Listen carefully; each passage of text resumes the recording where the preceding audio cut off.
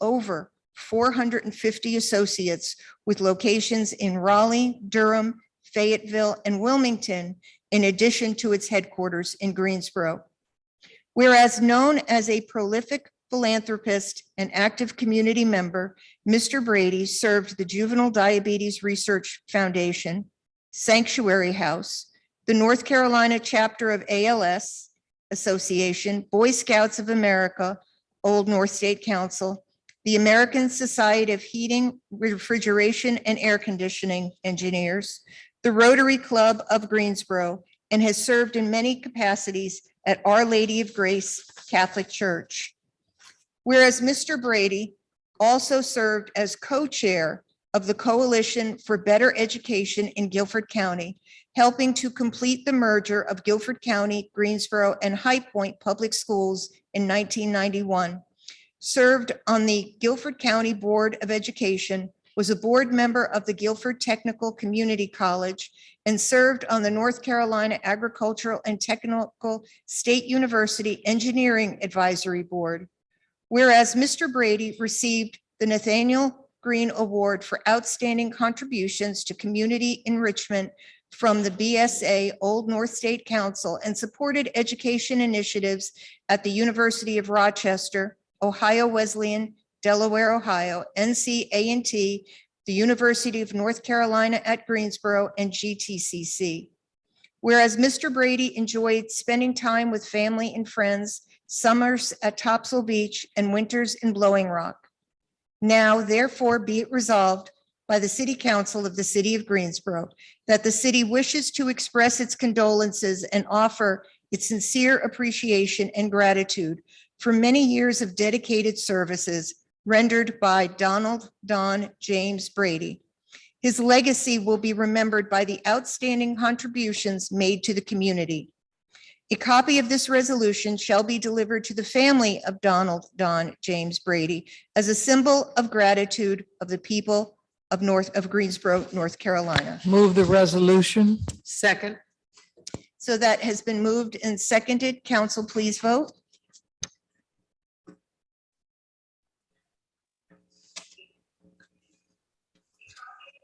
And for the record, we still have to do this verbally. Mrs. Hoffman?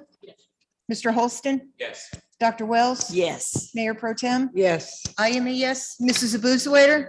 Yes. Mr. Outling? Yes. Mrs. Thurm? Yes. And Mrs. Hightower? Yes. And that passes 9-0. I know that we do have family here in the audience, if you would like to say something. And I also believe that we may have one person via Zoom, Ann Lee Brady Flint. There is somebody who would like to come forward.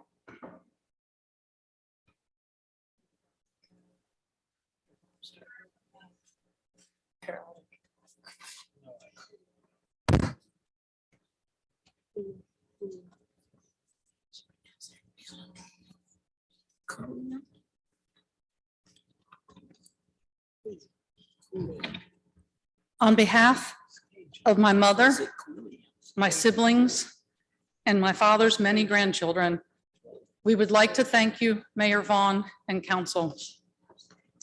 As you stated earlier, my parents came here in December, actually, of 1961 with a station wagon, my mother expecting their first child, and a very special puppy dog. They spent many years here in Greensboro. They adopted it as their own hometown. When my parents and my dad especially thought there was a need, he tried his best to help fill it. We truly thank you for giving him this honor tonight. Thank you so much.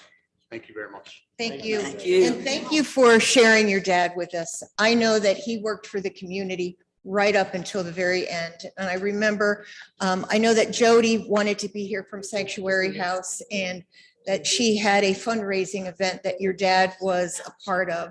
And I was pleased to be a part of that with him. So thank you. All the work that he's done on the many organizations that were mentioned, and really on the JDRF. I know that that was something very near and dear to his heart. I know that it is part of your family. And he had done an amazing job raising funds for research. And hopefully at some point we will be able to find a solution for that. So thank you so much. And Thank you. I don't know, did Ann Lee Brady Flint wish to say anything or? I'm not sure she made it on. Okay, I heard a dog barking, so I wasn't sure whose Zoom that was coming from. Oh, I'm just thankful. Thank you guys for honoring him. He believed in Greensboro. We appreciate it. Thank you. Thank you all. Thank you. We are going to move to item E.3, which is a resolution recognizing April as Child Abuse Prevention Month. Ms. Abuzawader? Yes, thank you, Madam Mayor. Whereas our community's children are the city of Greensboro's greatest asset, and their well-being is vital to our current and future successes, prosperity, and quality of life. Whereas all children deserve to have safe, stable, nurturing, and healthy homes and communities that foster well-being. Whereas many agencies throughout Greensboro work together to positively impact the lives of children and families, including but not limited to the Kellen Foundation, the Resilient Guilford Network, the Guilford County Trauma Provider Network, the Guilford County Family Justice Center, the Guilford County's Department of Health and Human Services, and many others who work to strengthen resilience in children and families impacted by violence through a coordinated community response team of victim advocates, law enforcement, healthcare professionals, local trauma treatment providers, and human service agencies to address the needs of children exposed to violence and trauma. Whereas effective child abuse prevention strategies succeed because of partnerships created among residents, human service agencies, schools, faith communities, healthcare providers, civic organizations, law enforcement agencies, and the business community. Whereas the city of Greensboro supports the efforts of national, state, and local partners and every citizen to actively engage in public and private efforts to prevent child abuse. Greensboro is committed to starting conversations, taking appropriate action, and supporting one another to create a safe, stable, and nurturing community for all. Whereas with leadership, dedication, and encouragement, there is evidence that we can be successful in preventing child abuse in Greensboro through increased education, awareness, and community involvement. And now therefore be it resolved by the City Council of the City of Greensboro that the City Council recognizes the month of April as Child Abuse Prevention Month in order to further raise the awareness of all citizens to increase their participation in efforts to support families, prevent child abuse, and strengthen our community. This the 5th day of April, 2022. Thank you. Second. Moved by Mr. Holston, seconded by Dr. Wells. Council, please vote. Mrs. Hoffman? Mr. Holston? Yes. Dr. Wells? Yes. Mrs. Johnson? Yes. I am a yes. Mrs. Abuzawader? Yes. Mr. Outling? Yes. Mrs. Thurm? Yes. And Mrs. Hightower? Yes. And that passes 9-0. And I believe, Madam Mayor, that perhaps Ms. Graves, Kelly Graves is in the audience to receive the resolution. Not sure. Oh, I see her. I don't know if she might like to say a word or two. Thank you. Thank you.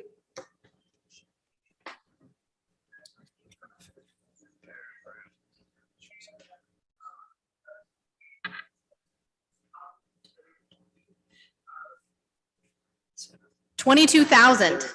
That's how many children last year in our state were validated child abuse reports. National estimates indicate about at least 3 times that in terms of child abuse that's actually happening. Babies and toddlers that are too young, that don't have the verbal language yet to describe what's happening. Teenagers who would rather run away and deal with the streets than stay at home because the streets are safer. This has to stop. This must stop. Our children deserve to be safe and well. And the resolution today makes a forward motion toward that aim. I'm representing the Kellen Foundation, the Child Response Initiative, Resilient Guilford Network, and dozens of other partners that are working together to address this need. Together, we're joining communities across the country to recognize April as Child Abuse Prevention Month. But child abuse doesn't happen only in April. It is a year-long experience for many children. And so we must stay diligent and provide prevention, treatment, and healing services and supports to help support our community. It is critical to the economic and social well-being of Greensboro for us to do that. And thank you very much for your support of that effort as we work towards that tonight. Thank you. Thank you.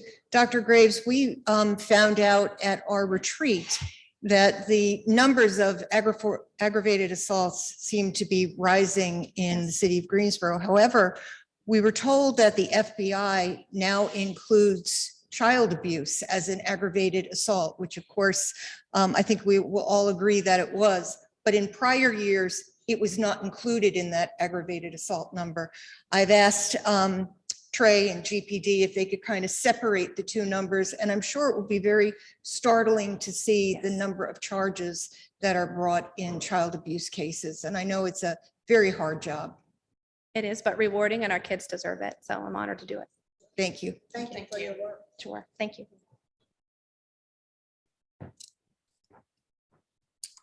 We are now move on to E4, which is a resolution in support of Guilford County school bond and sales tax.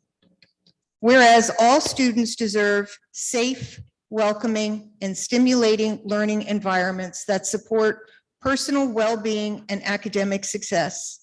Whereas North Carolina counties hold the responsibility for funding school capital needs.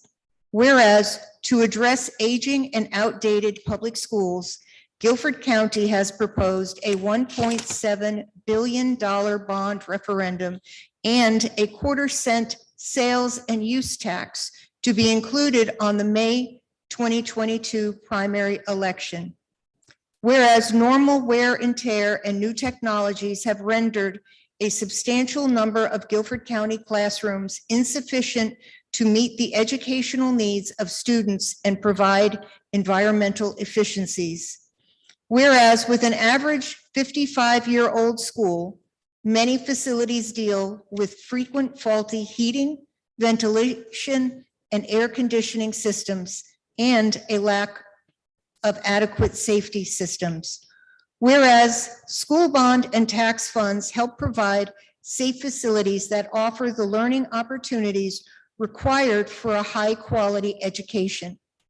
They will create nearly 20,000 local jobs over a 7 to 10-year period, design new multi-purpose schools to offer community meeting spaces, job training, and healthcare services. And now therefore be it resolved by the City Council of the City of Greensboro. The City Council of the City of Greensboro supports the Guilford County School Bond and 1/4-cent sales tax on the May 2020 primary election ballot. Second. So that has been moved by, I'm sorry, it was moved by Mrs. Hightower, seconded by Mrs. Johnson. Council, please vote.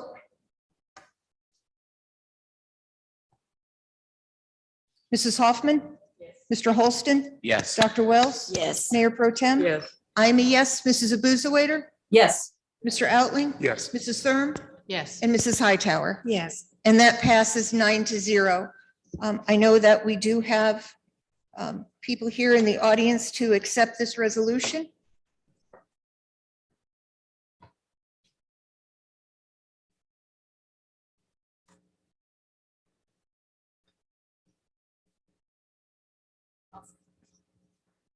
Good evening, Council and Mayor. Thank you so much for your leadership with this. I'm Cecilia Thompson, co-chair of the Smart School Campaign. I have the honor of co-chairing with Frank Thomas, who's the pastor at Mount Zion Baptist Church in High Point. As you know, this bond is an economic development driver. It's a safety investment in our schools and it's investment in our future. And so we appreciate your leadership on this. And we look forward to winning both of these items on the May 17th ballot. So thanks again. Thank you. We are now going to move on to item number, let's see, bear with me. No, we'll come back to that. A resolution recognizing the month of April as Second Chance Month. Mrs. Hightower? I'll read the first part. I wrote your Yes. note, Mayor. Well, thank you, Madam Mayor. Yeah, because. Resolution designating April 2022 as Second Chance Month. Whereas every individual is endowed with human dignity and value. Whereas redemption and second chances are values of the United States. Whereas millions of citizens of the United States have a criminal record. Whereas hundreds of thousands of individuals return to their communities from federal and state prisons every year. Whereas individuals returning from federal and state prisons have paid their debt for committing crimes, but still face significant legal and societal barriers. Whereas collateral consequences for an individual returning from a federal or state prison are often mandatory and take effect automatically, regardless. One, whether there is a nexus between the crime and the public safety. Two, the seriousness of the crime. Three, the time that has passed since the individual committed the crime. And four, the efforts of individuals to make amends or earn back the trust of the public. Whereas for individuals returning to their communities from federal and state prisons, gaining meaningful employment is one of the most significant predictors of successful reentry and has been shown to reduce further and future criminal activity. Whereas many individuals who have been incarcerated struggle to find employment because of collateral consequences, which were often not directly related to the offenses the individual committed or any proven public safety benefit.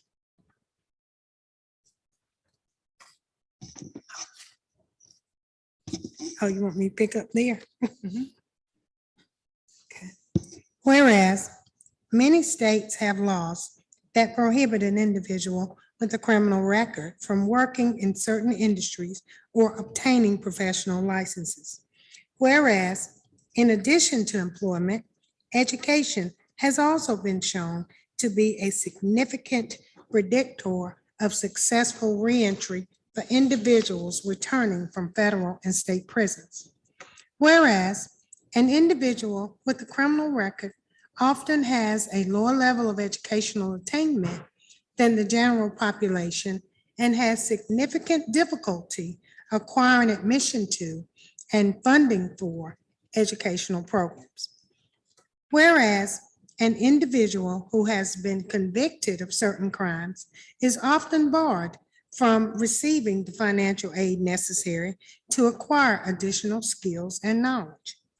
Whereas an individual with a criminal record faces collateral consequences in securing a place to live and is often barred from seeking access to public housing. Whereas collateral consequences prevent millions of individuals in the United States from contributing fully to their families and communities. Whereas collateral consequences can contribute to recidivism, which increases crime and victimization and decreases public safety. Whereas collateral consequences have particularly impacted underserved communities of color and community rates of employment, housing, stability, and recidivism. Whereas the inability to find gainful employment and other collateral consequences of conviction inhibit the economic mobility of an individual with a criminal record, which can negatively impact the well-being of children and families of the individual for generations. Whereas the COVID-19 pandemic and economic and public health consequences of the COVID-19 pandemic have made the pursuit of gainful employment and access to community support more daunting for individuals with a criminal record.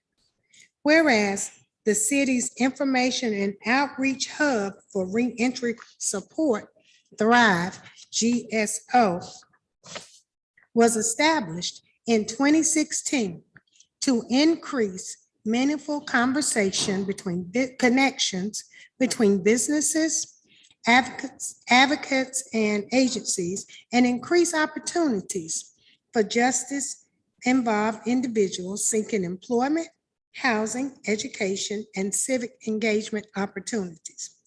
Whereas the designation of April as Second Chance Month may contribute to increased public awareness about the impact of collateral consequences, the need for closure for individuals with a criminal record who have paid their debt, and opportunities for individuals, employers, congregations, and communities to extend second chances to those individuals. And now therefore be it resolved by the City Council of the City of Greensboro. The Greensboro City Council designates April 2022 as Second Chance Month, honors the work of communities, governmental institutions, nonprofit organizations, congregations, employers, and individuals to remove unnecessary legal and societal barriers that prevent individuals with criminal records from becoming, productive members of society. Calls upon the people of the United States to observe Second Chance Month through actions and programs that promote awareness of those unnecessary legal and social barriers and provide closure for individuals with a criminal record who have paid their debt. Adopted this the 5th day of April 2022. Second. Moved by Dr. Wells, seconded by Mr. Holston. Council, please vote. Mrs. Hoffman? Mr. Holston? Yes. Dr. Wells? Yes. Mrs. Johnson? Yes. I am a yes. Mrs. Abuzawader? Yes. Mr. Outling? Yes. Mrs. Thurm? Yes. Mrs. Hightower? Yes. And that passes 9-0. And so, Madam Mayor, I believe Dr. Love Jones, is she here? Come on up, Love, and we'll give, but I want to say that this has been highlighted because as we talk about increased crime and public safety, there are individuals who have tried to pay their debt to society and come out and want to do the right thing. And oftentimes they don't get a fair chance to do just that. And sometimes they find themselves back in a situation where they got to survive and they have to do what they have to do.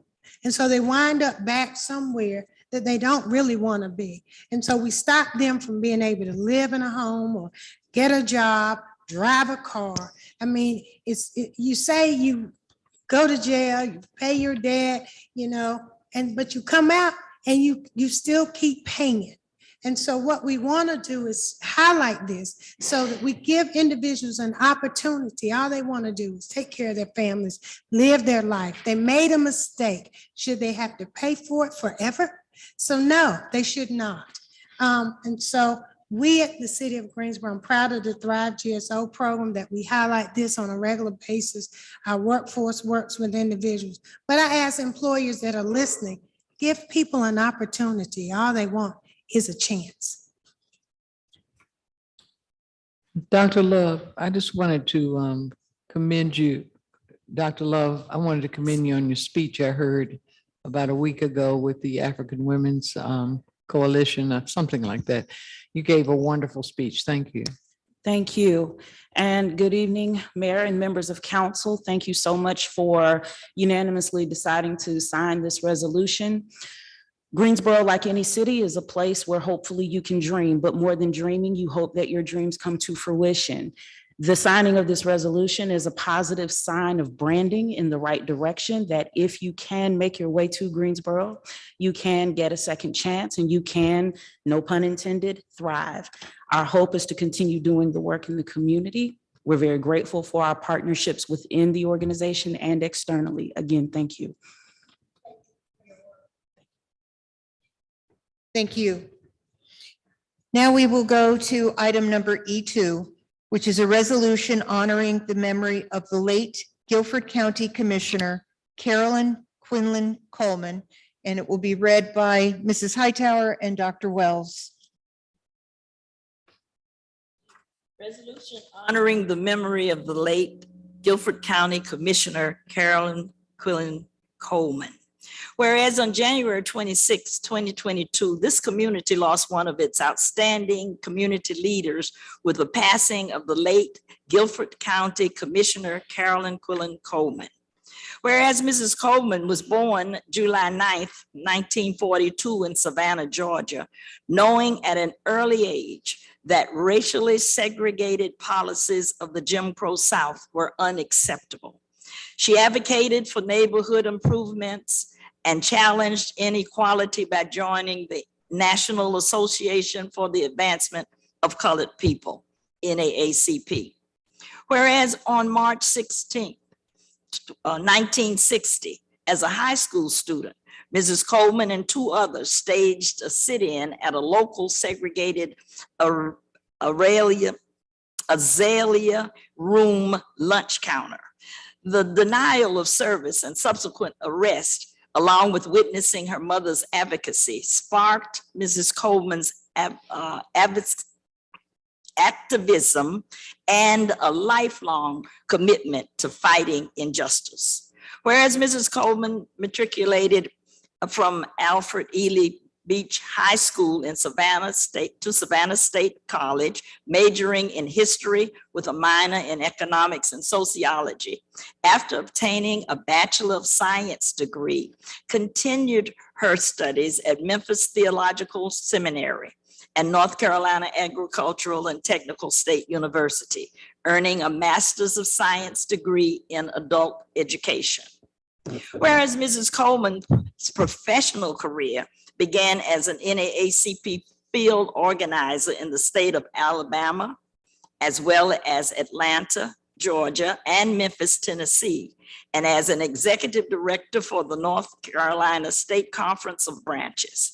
She strengthened her local branches, registered numerous voters, organized protests, and challenged unjust government policies through a series of lawsuits, and an impressive 30-year commitment that included serving as the national NAACP staff secretary to the NAACP National Board of Directors and vice president of the North Carolina State NAACP. Whereas Mrs. Coleman's work as a civil rights activist continued following her retirement from the NAACP, serving for 8 years as a special assistant to former Governor James B. Hunt, providing guidance on policy, personnel, legislation, and minority community concerns, increasing minority employment in state government, and ensured government contracts were allotted to historically underutilized businesses. Whereas, as an elected official, Mrs. Coleman served for over 20 years as a Guilford County Commissioner for East Greensboro and Pleasant Gardens District 7, subsequently becoming the first African-American woman to serve as chair of the Guilford County Board of Commissioners.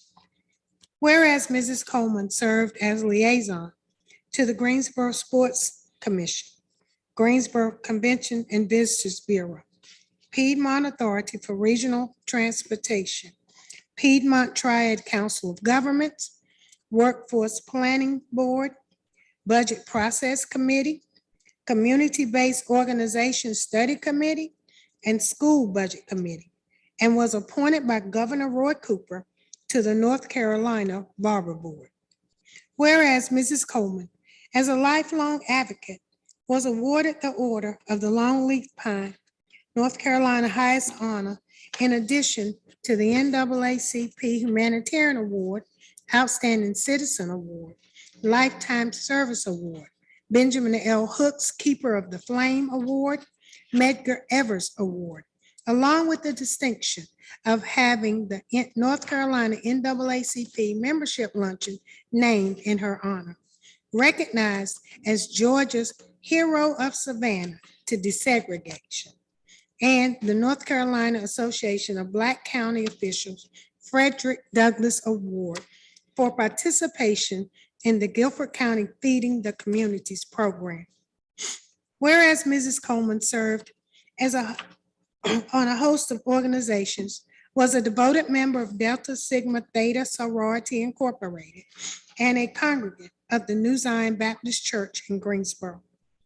Whereas Mrs. Coleman was a change agent, a boots-on-the-ground community leader, a champion for civic engagement, and a civil rights trailblazer whose tireless work helped to usher a new dawn of social justice with an imprint to last for generations. Now therefore be it resolved by the City Council of the City of Greensboro that the City Council wishes to express a sense of loss and offer its condolences, sincere appreciation, and gratitude for the many years of dedicated public service by Carolyn Quillian Coleman.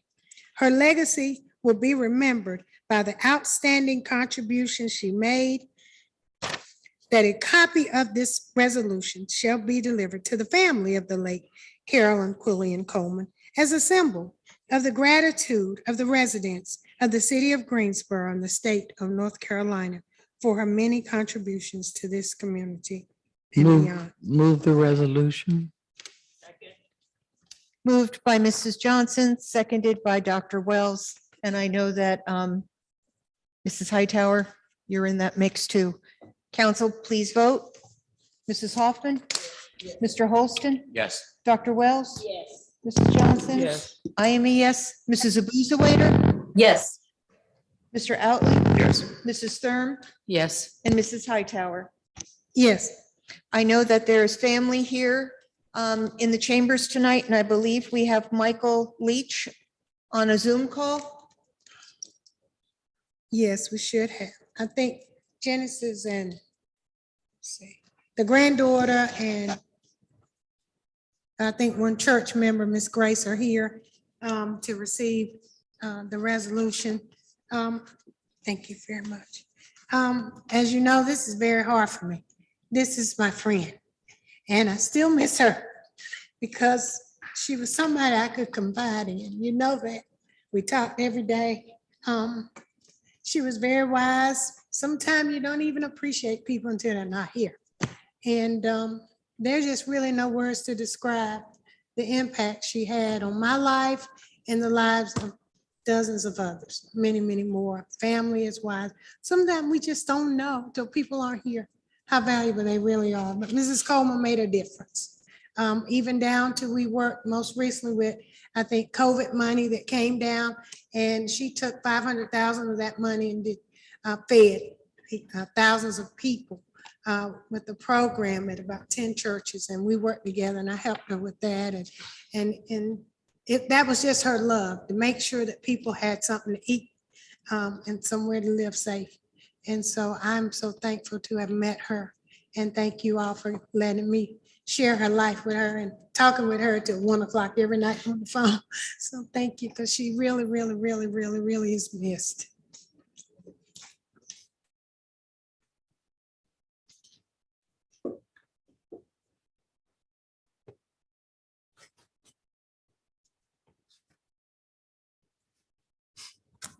I don't know why Miss Hightower got up here crying. She know I'm gonna start crying too. But on behalf of the Coleman family, we just want to say thank you so much for celebrating our grandmother's life. I think y'all got more of her than I did, but we're just so thankful.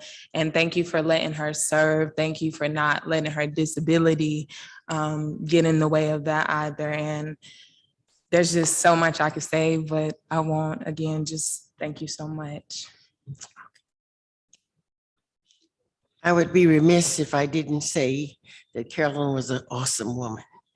She was a member of New Zion Missionary Baptist Church, and if it were not for her, we probably wouldn't be where we are today, right there at 408 Martin Luther King Boulevard. It was such a devastation to me to hear that she was no longer here, because I just talked with her. And to find out that she was no longer with us, I didn't know how I could handle it. And I know that Sharon Hightower didn't know, because they were like two peas in a pie. I mean, they were together, they talked about things. I only wished I had an ounce of what Carolyn knew and did. And I only pray that whoever takes her seat will do as much and as well as she did. And I'm going to do my part to see if I can carry on her legacy. And I just want to thank you all for honoring her today and for all that she did. I only hate that she didn't get these accolades before she left here. Thank you. Mr. Leach, would you like to say anything?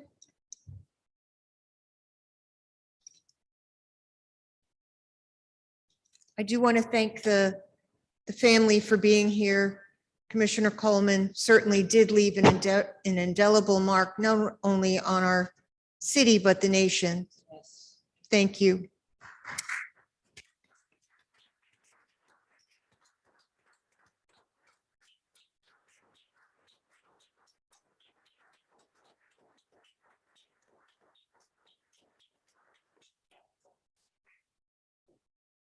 So, Madam Mayor, there has been some talk about naming a street after Mrs. Coleman. And so I would like to ask staff to begin that process of looking at East Bragg Street from South Elm to MLK and to rename it the Carolyn Coleman Lane or Carolyn Coleman Way. And that runs right beside New Zion Church. I think the proximity is excellent. It's right where her love for the church was, and how, as Grace has said, that she was so instrumental in seeing that church be built right there on Martin Luther King, where it is today. And so I'm asking staff if they will start that process for me. I know Cure Balance is planning a week of peace in her honor in naming it that Carolyn Coleman Week of Peace. I think it will be in July, but I'll let you know. Thank you. We will now move on to our speakers from the floor. We have 16 people signed up. We will start with Hank Henning. Hank, it's nice to see you. And I know that you have your history of working with Commissioner Coleman.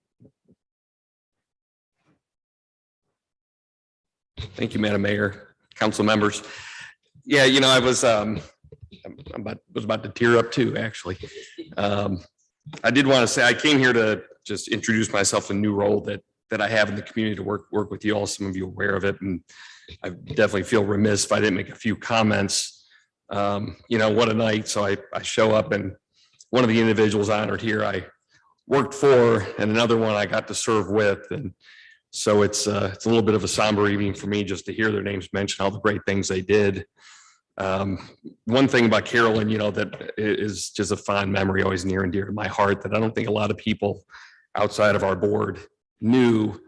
Because, you know, when you serve on a board, despite maybe your differences and certain things, you bond in a certain way. And Carolyn always gave me the privilege and the pleasure of, you know, being able to move her in her wheelchair from work sessions to meetings, and even oftentimes helping her in her car. And the fact that, you know, she gave me that privilege, and I do see it as that, you know, always just, you know, warmed me and, you know, told me that we were friends, you know, just despite the very different communities we served, maybe different ideas we had. I mean, and, you know, anyone listening to this, 99% of the time we agreed and voted the same way. But I mean, it was hard to lose her, and I wasn't able to attend the funeral, but I did watch it. I was in a hotel room about 200 miles away and watched the whole thing. And, you know, wish she was still here with us today, and, you know, hope that her memory lives on and people can see how absolutely dedicated she was to her beliefs, which is ultimately the most important thing. Yeah, so, just a great opportunity for me to just kind of look into this meeting where I get to say those words about her. So thank you. But anyway, I've seen a couple of you around town. About 30 days ago, I started a new opportunity with Duke Energy. I replaced Davis Montgomery, who had been the local government community relations guy for a long time. I'm sure most of you had worked with him.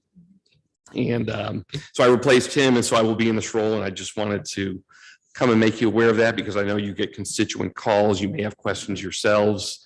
I definitely wanted to get here before a storm occurs, so you know who to call. Leave your telephone number. I got it. You got it. Because I have Davis right here. Yeah, there you go. Need to replace. Yeah. So I provide the staff with a whole deck of cards that have my cell phone and email on there, and being televised, maybe I shouldn't say this, but feel free to pass that number along to constituents too. And I know that when they're calling you, it means that they're at the end of their rope and they want. Hank, I do want to thank you for a situation you helped me Yes. with just this week in Sunset Hills. So I appreciate Absolutely. your very quick response to that. And it sounds like you might be working a little overtime in the next 24 hours or so. As I would We'll see. caution people to watch the skies and listen to the weather over the next 24 hours. Absolutely. Thank you all. Thank you. Take care. Take care. I plan on it. Our next speaker is Lisa Evans,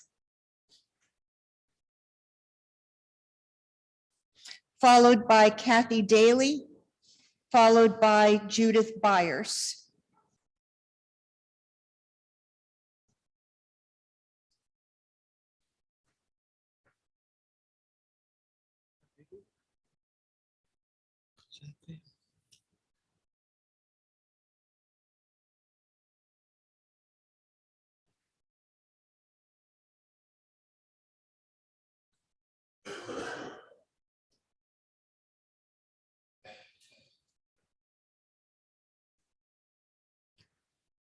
Good evening. I'm Kathy Daly, if I may speak first.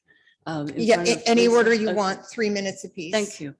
I'm going to read a letter that was emailed to the council a few days ago, and I'll try to make it brief. I'll have to read fast.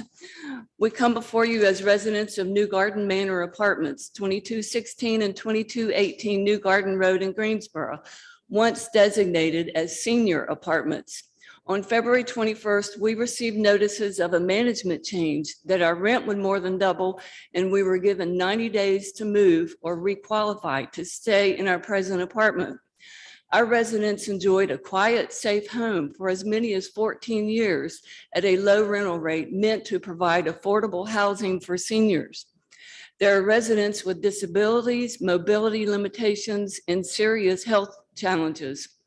We have paid our rent for as many as 14 years, and now we're forced to requalify. Our complex is being torn apart by unnecessary changes and plans to more than double our current monthly rent from $575 to $1,230 plus water usage. We tried to negotiate for more time and less rent, but our request was refused from the new management company, Brown Investment Properties. Our residents searching for rentals are faced with waiting lists, unaffordable rates, and even unsafe conditions. Most fixed incomes do not even qualify for the 3 to 3.5 times income requirement at many rentals, including the one we presently live in. Is this how the city of Greensboro allows its seniors and disabled residents to be treated? Greensboro has an extreme lack of affordable, safe housing for citizens surviving on fixed incomes. Citizens that have been long-term residents of Greensboro, that have paid taxes, supported local businesses, and raised families that continue to contribute to the community. We've been working with the Greensboro Housing Coalition, and now we're reaching out to the community of Greensboro to consider this crisis and take action. The city regularly gives out money for developments like the mega site that not only brings in industry, but also employees that earn much more than seniors on fixed incomes. It crowds the housing market and raises the cost of housing. This is especially difficult for those of us that need special accommodations in housing. We also read that recently the city gave money to the Hyatt residents for relocation. We're asking for your help with finding safe, affordable housing and financial support for relocation. We need funding for moving expenses to include application fees, deposits, packing and moving labor services. Packing and moving labor is necessary due to disabilities and physical limitations. We believe that you, members of the council in the city of Greensboro, have it within your power and hope it is within your hearts to help us. Thank you.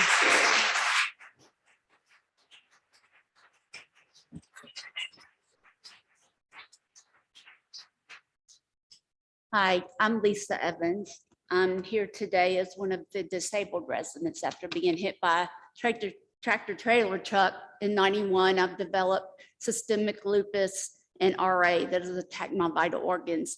I don't have as long to live as many of you in this room do. I am being very affected by this move. It's physically challenging me. It's making me sick. Days getting out of bed are very hard. 90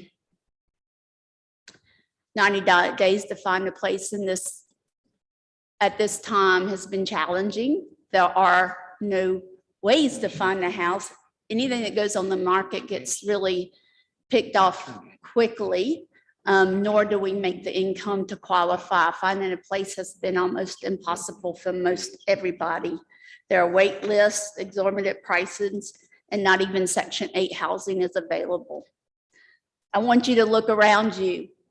Think about your aunts and uncles and your grandparents, because you are looking at the new faces of homelessness in Greensboro, because there are no senior livings, no affordable rents. With all the companies coming in, there's just nothing out there for us. There is no senior living provided. It's full, or it's being done away with in Greensboro. We need help. We need funds to move. We need somebody to help pack. I'm not able to pack. We got 89-year-old people over there that can't pack. We don't have the funds in 90 days to move. We just don't. You know, and I just beg of y'all to come together and pass some laws in this state that other states have. Like, they will not allow in other states for more than a 5% rent increase at a time when you sign a lease, and also offer incentives to some of these places to have rent control at some of these places. Because right now, if you don't, we are looking at tent cities in Greensboro all over sidewalks like we have in LA and San Francisco. And I know the panhandling situation in Greensboro has gotten out of hand. And I know we don't want to see tent cities all over the place in Greensboro. And I fear that that's going to be the situation as more and more people become homeless because of situations like ours.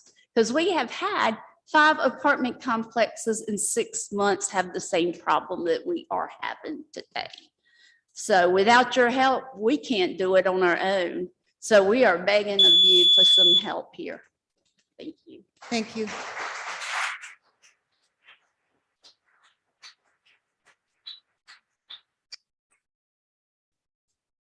Hi, I'm Judy Byers. That almost made me cry. I've known Lisa for about 6 years since I moved into the senior manor where we are. But today I'm going to talk to you all about some of the costs that I've looked up of moving. Yes, we could stay there, but they've raised the rent to $12.30 plus water. Before this, it was $5.75 and the water was included. Now, that's a tremendous raise. And I know that I talked to the person that's doing the constructing, and he said when he took that bid, he was promised all those apartments would be empty. And when the letter came, to me and to others, it felt like this was their way of saying, move on. We're going to update this and we're going to get a different crowd of people in.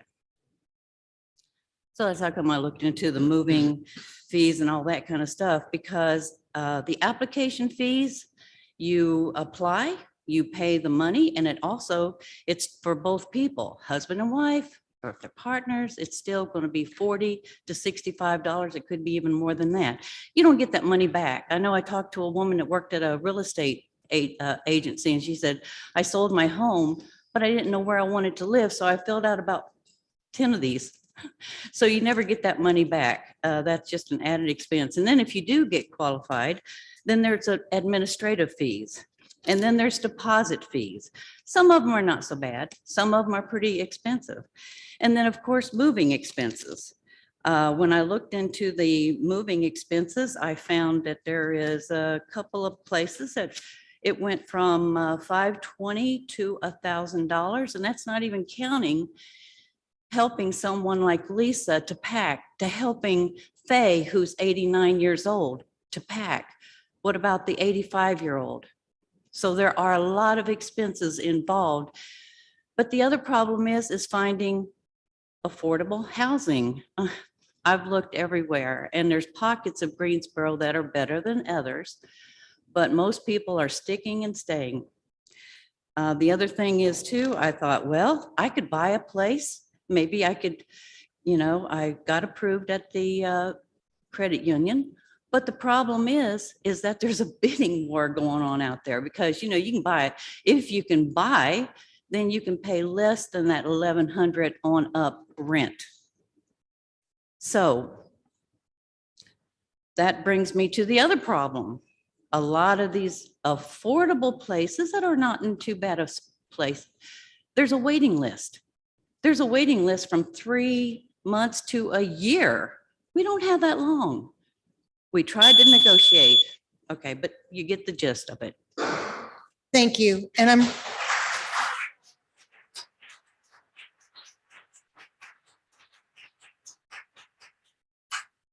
Mr. City Attorney, you and I had a discussion regarding rent caps or rent control, and can you address that?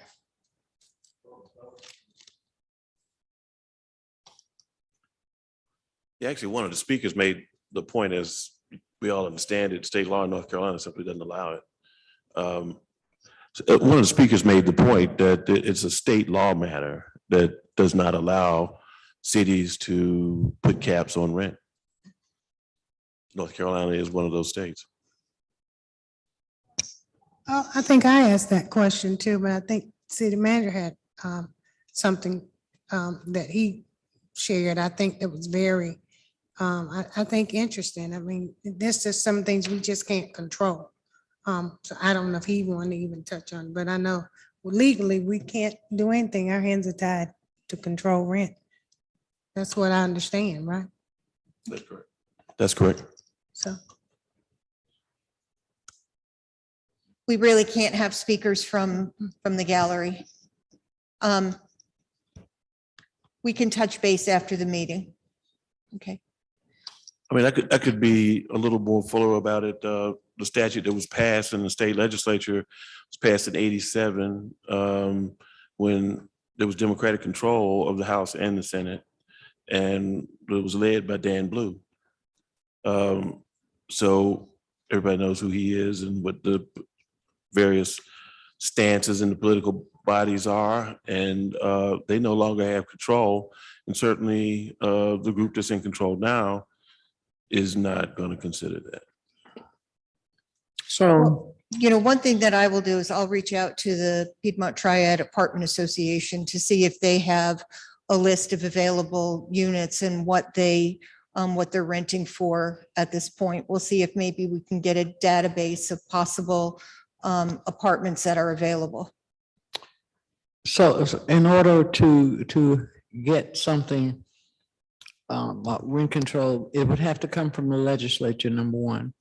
Secondly, I think there's some power in the League of Cities, because we're not going to be the only people, or we're not the only folk experiencing this. It's going to spread all over North Carolina. So and I'm going to go to that meeting, I will certainly bring this issue up.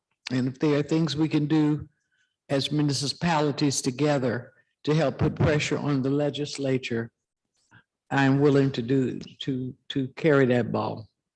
Because the rent, I won't say the bad word, is too high. Yes, and I would also say that one of the speakers, I think it was Ms. Evans, made the point about panhandling and tent cities, and understanding the whole state legislature and it's a state statute. But we're going to have to find a way. I know that we have lots of partners in the community that we can connect them with. But again, if we don't do something as much as we possibly can, legally, if we don't do something, then we're going to have other ancillary issues that will crop up. Absolutely. And it just needs to be addressed. They are residents of Greensboro. They are citizens of Greensboro.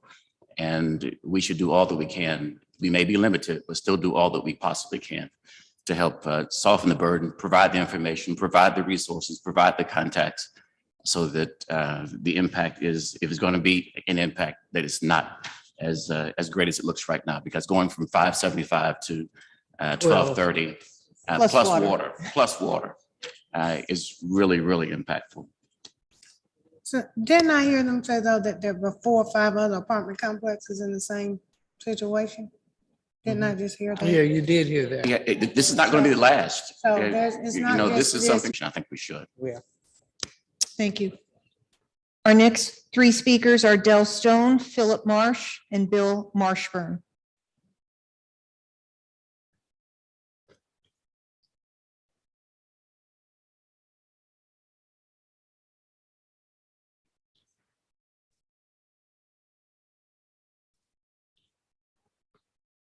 Sorry about that. I was just really moved by the speakers who just spoke. I had heard about this issue recently. Del Stone, I'm a community organizer with WOA. And hearing about these experiences that the speakers who just spoke addressed in terms of them being faced with this new rent increase, I think we just need to be really clear about this. One of the speakers really laid this out. I think it was Judy who mentioned that the new developers who came in to renovate the water expected that these units would be vacant.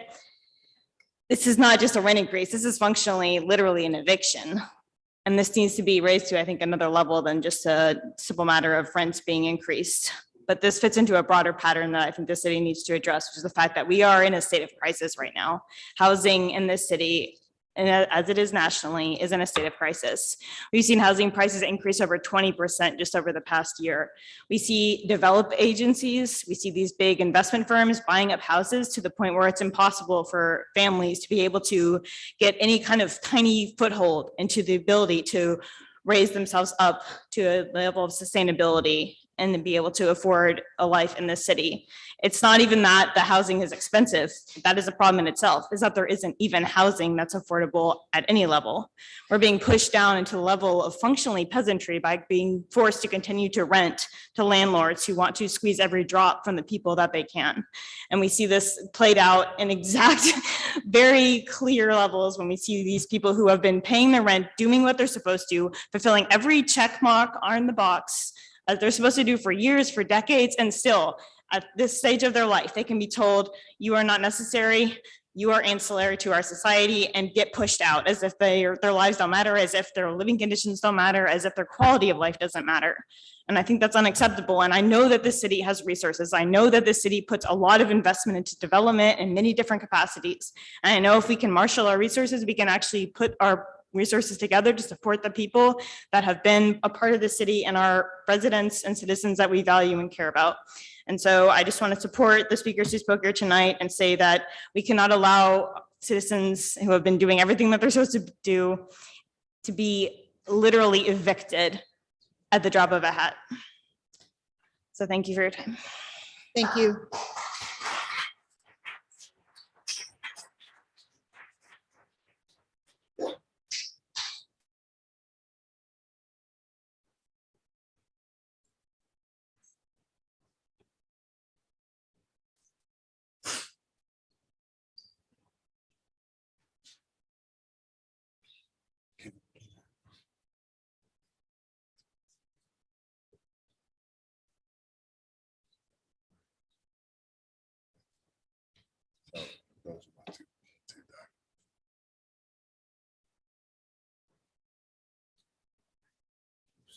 Okay. All right. All right, let's go back. Yeah. Good afternoon. I get a little tired coming down here, having to conduct business like this. It's not very efficient for me. I have things to do.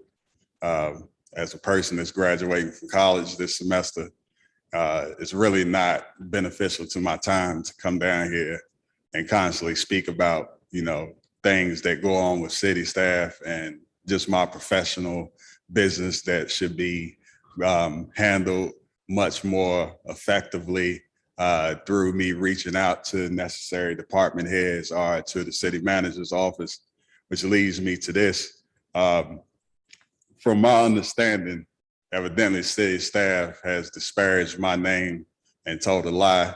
And I would like to get to the bottom of that. As a Black man that has been lied on by a white man that is a part of city staff, that's just, is not appropriate to me. Anyone who knows me personally know that's not gonna fly. And so if a letter is sent out to me and the city manager's office has done an investigation without contacting me to get my side of it before they send that letter out, yeah, that's a problem.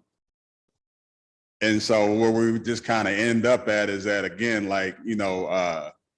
we always wonder why students don't want to stay in this city. I've been complaining for years.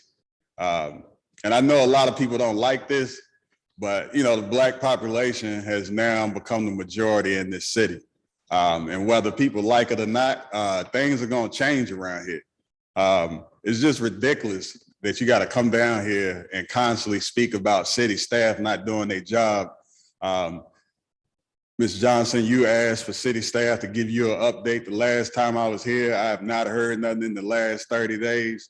Other of you have spoke to that. We have a very serious problem with Creative Greensboro and how some of these creative projects are allocated in this city. And I shine a light on that. And we, like I said, it's just ridiculous how this ineffective relationship is with a Black business. We say we hold up Black businesses in this city, but it's not true. And so, again, I'm just at a loss for words, because when I get things and people make comments that I was behind people's desks, but then they leave out that I left a note saying, hey, contact me if you need to speak to me further. Again, this selective conversations, and then we don't hear the full conversation because we don't speak to the person that was involved directly.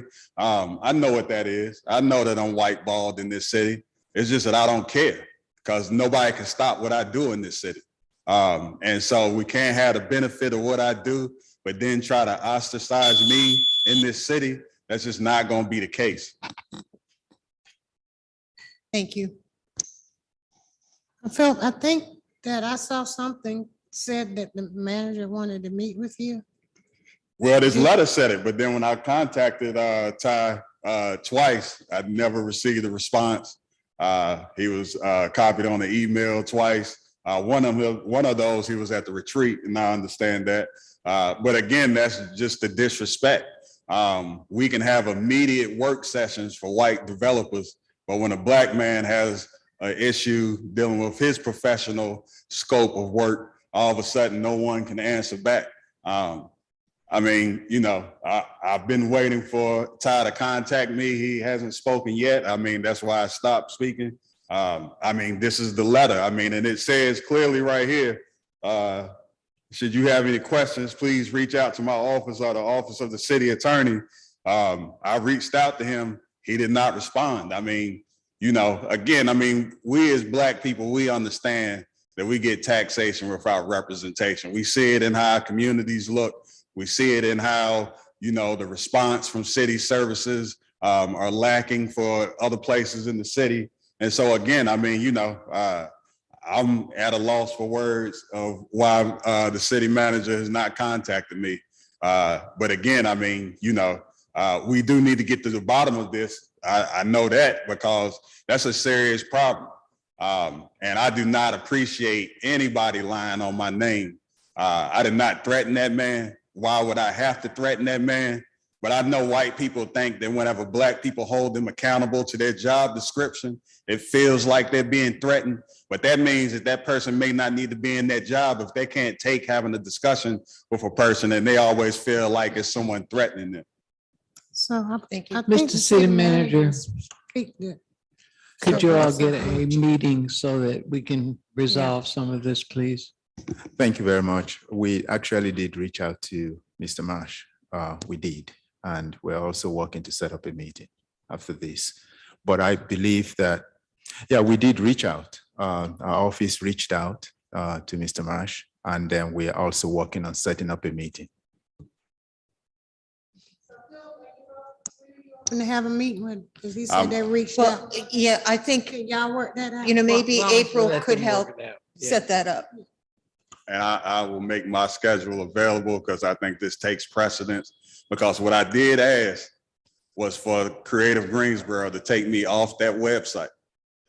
If you're gonna be racist to me, you can't have my work up on your website talking about diversity and inclusion and you being racist, because that will cause a problem. So similar to that, I asked them to take my art down out of the creative building, which I donated before Ryan got there. He's caused this problem.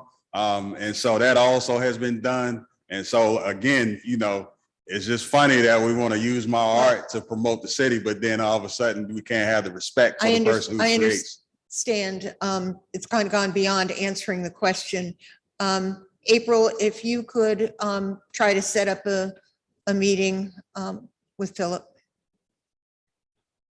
Thank you. Thank you. Okay. Bill Marshburn, followed by Hester Petty, followed by Christine Hefner.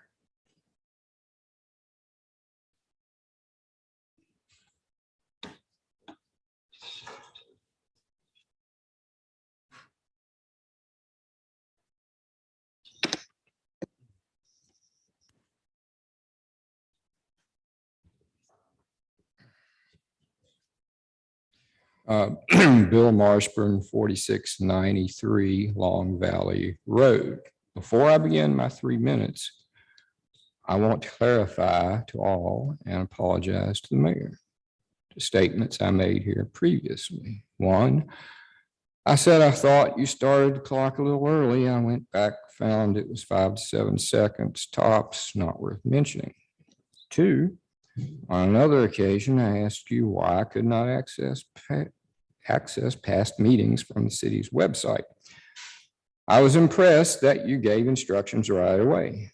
By themselves, I could not open past meetings video, but a combination of the instructions of yours and the city employee who had earlier helped me got me there. Within a week or so, it was even easier than the previous way of getting on. I hope it stays that way. Thank you. Now,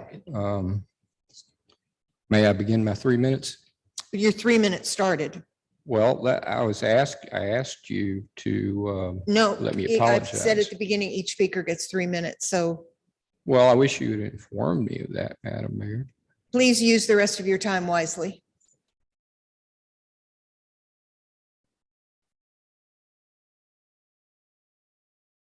Councilman Outling, I'm going to skip halfway. I'm leaving this thumb drive with the city to be delivered to you or for your pickup here. I would rather have sent several pages in letter form, but my arm is giving me trouble. Please send me a yes or no text or phone call that you did receive it and were able to play it. This is in reference to the information I supplied to you when you were on the Minimum Housing Standards Commission. You correctly pointed out that you could not take action on it because the board was not charged to do so. Now that you are my representative in District 3, I will submit it while you still have authority. I know we are in an election, pressed for time, but as you know, things happen. I am one of the 3 candidates for District 3, Bill Marshburn with Mr. Chip Roth and Matheny. Do not vote for Matheny. He is not an honorable, he is not an honorable man, and he is a liar. Refer to 2 videos of my speaker to the floor. Mr. Matheny has a problem with this, I will be at the Millennial Gate, which I had a part in building when council adjourns. If that is not convenient, set a time and place in public, of course. Now, the mayor brought up inclement weather. I did not realize that. So, Mr. Matheny, take that into consideration.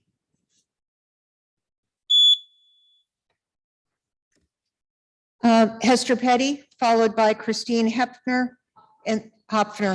I'm sorry. And then I think Louis Pitts is on Zoom. Did he not sign on? Madam Mayor, he has not signed in. Okay, all right. I'd like to, this doesn't have nothing to do with you, Miss Hester. But people who come to speak don't need to do the political stuff up here. We don't do it. I don't wear any of my stuff up here. And we have a rule against it. So please, when you come speak, don't campaign up in here. Okay, hi, Ms. my Petty? name is Hester Petty. I live at 3402 Canterbury Street here in Greensboro. On March 15th of this year, I submitted a PERT request to the city for information about internal investigations by the Greensboro Police Department after an officer is involved in a killing of a civilian or a suspect arrestee. When does the investigation begin? When does it conclude? I asked for those timeframes for all such incidents from 2018 until the present. And you may be wondering why I did that. You know, when Marcus Smith was killed by the police, September 8th, 2018, GPD press release by the Greensboro Police Department, said that day, quote, "The incident is under investigation by the GPD and the State Bureau of Investigation." And a draft of the report by the Professional Standards Division was actually complete by November 11th and finished in December 2018. But in the case of the police killing of Joseph Lopez on November 11th last year, a very different approach has been taken by the GPD. According to this Superior Court document filed in the Lopez case, this is signed by Brian James, the chief of police, and it says, quote, "Greensboro Police Professional Standards Division, as a standard procedure, began its internal investigation on March the 3rd of this year upon being informed of the delivery of the SBI report to the district attorney. That's almost a 4-month delay in commencement of an internal investigation, and it concerns me. I don't expect a response to my PERT request that I just sent in anytime soon because Greensboro Police Department response time to PERTs are poor. I currently have a PERT request that's been languishing in the GPD since June of last year. Here is a printout of all 119 public information requests as of yesterday. The ones in yellow are for the Greensboro Police Department, 30 of them waiting on information from the GPD. Now, I understand that requested documents have to be reviewed by the GPD attorney, and then there might be some redactions that need to be made, but geez Louise, I've been waiting 9 months. I'm not the only one. Last June 2021, when I put in my request, there are 3 others gathering dust over at 100 Police Plaza. That's a long damn time to wait. My conclusion, I think the GPD just intends to drag its feet until the requested information becomes too dated to be newsworthy. And by the way, how about American Rescue Funds to help those poor people that are trying to get new housing?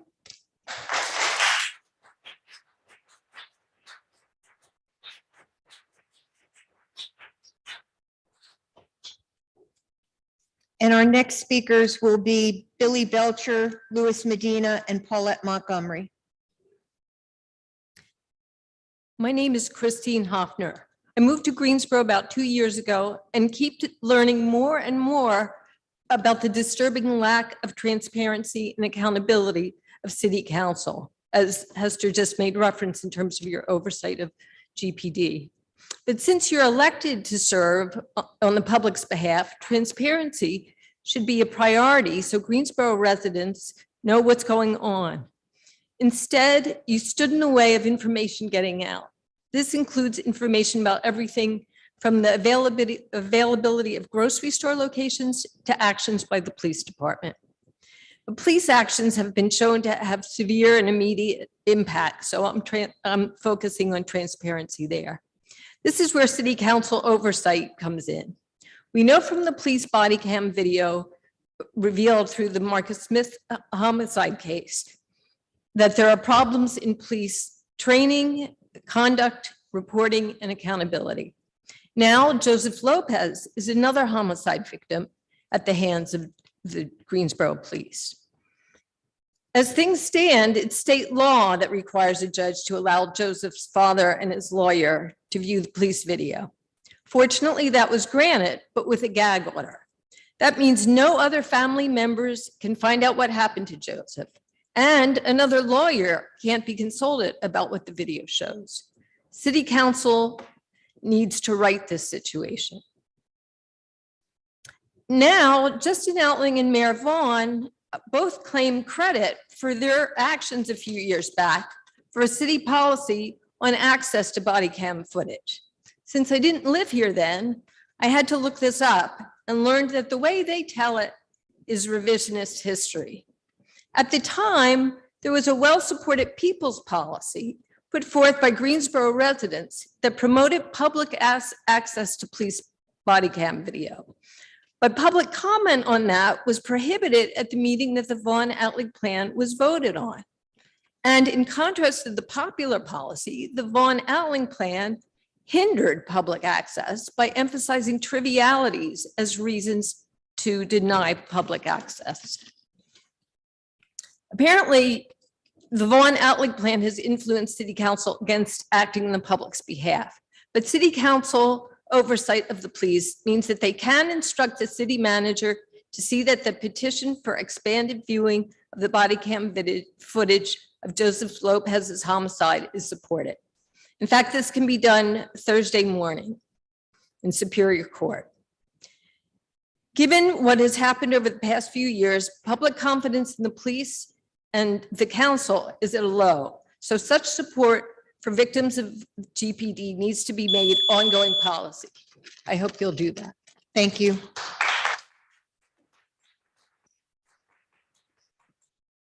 So Madam Mayor, can I ask Trey a question? Because we kind of had this conversation before. This investigation is not in our purview, right? No, I We think the can't city see attorney this. gave some instruction before. Right, so, okay, so Yeah, it's a court rule. Huh. It's a court rule and a statute that controls when those videos can be seen by anyone. So in the we house. can't see, I mean, we No, we not at can't this see time. it. I mean, Not it's without a court action. legislated by the court, Yeah, not without court action. right?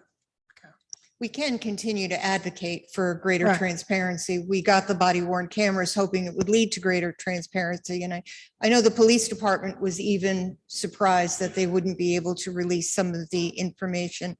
And regretfully, with the civil rights bill that was signed into law by the legislature at the end of last session, it actually further restricted what city councils could do when it came to body worn camera.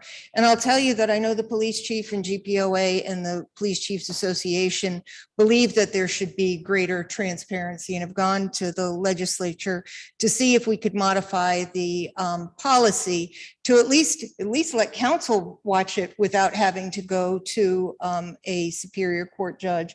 And, you know, that's something that I know all of us will continue to do. Yeah, I just want people to understand that a lot of this is out of our hands. And that if I could watch it, I would, or see it, because we want to be transparent. So we're not up here to hide anything. And I saw something on news the other day where the body worn camera actually saved a lady from where somebody used her name, but the cam footage showed that who it was. And so that lady got saved. So body worn camera footage it has a great use. We just don't have all the abilities to use it. But we can when we should. We should when we can. Mr. Belcher? Yes, I'm Billy Belcher. I'm with WOA, the Working Class and Households Organizing Alliance. It was on November 19th of last year that Greensboro police officer M.E. Hamilton murdered Joseph Lopez. And I say murder advisedly, and the advice comes from the GPD, which in its own incident report calls the shooting criminal homicide dash murder. Why was Lopez murdered? Police ain't saying. Was Lopez armed that night? Police aren't saying. Did Officer Hamilton have a previous history with Lopez? Police ain't saying. Was Officer Hamilton drunk when he shot Lopez? Was Officer Hamilton abusing steroids? Was a toxicology test run on the killer? Police aren't saying, although we have a right to know. There were approximately 20 officers present that night. Why was it necessary to murder Joseph Lopez? Police ain't saying. Council members, it is your responsibility to make the police answer these questions. We have been demanding police accountability from you for years, and it is goddamn time that you deliver. Yeah, there's a lot of body cam footage from that night, but nobody can see it. And you want to throw Republicans in Raleigh under the bus for the state's body cam policy, but the NC Sheriff's Association is leading the way on the last round of restrictions that just passed in December. So the cops themselves, who are generally backing these restrictions, they don't want the Joe Lopez's and the Mary Smiths to see what the police do to their children. At the mayoral debate on Sunday, it was suggested that organizers and the police department need a closer relationship with each other. Y'all are barking up a dead horse working with these police. It ain't gonna happen. I mean, what do you call it when a slave works with a slave owner? It's just called slavery. Any member of WOE that wanted, to work with the people who killed Marcus Smith and then walked on that murder, it's just not going to happen. If y'all want a better relationship between the police and the community, then we need to start by making the police accountable. Cops can't be stonewalling Joe Lopez and then expect to work with the community. Cops can't be acting like the murder of Marcus Smith is okay. We cannot work with unaccountable criminals. What we can do is tear this racist institution down and build something ourselves that wasn't based on slave catchers. Justice for Joseph Lopez. Thank you. Thank you.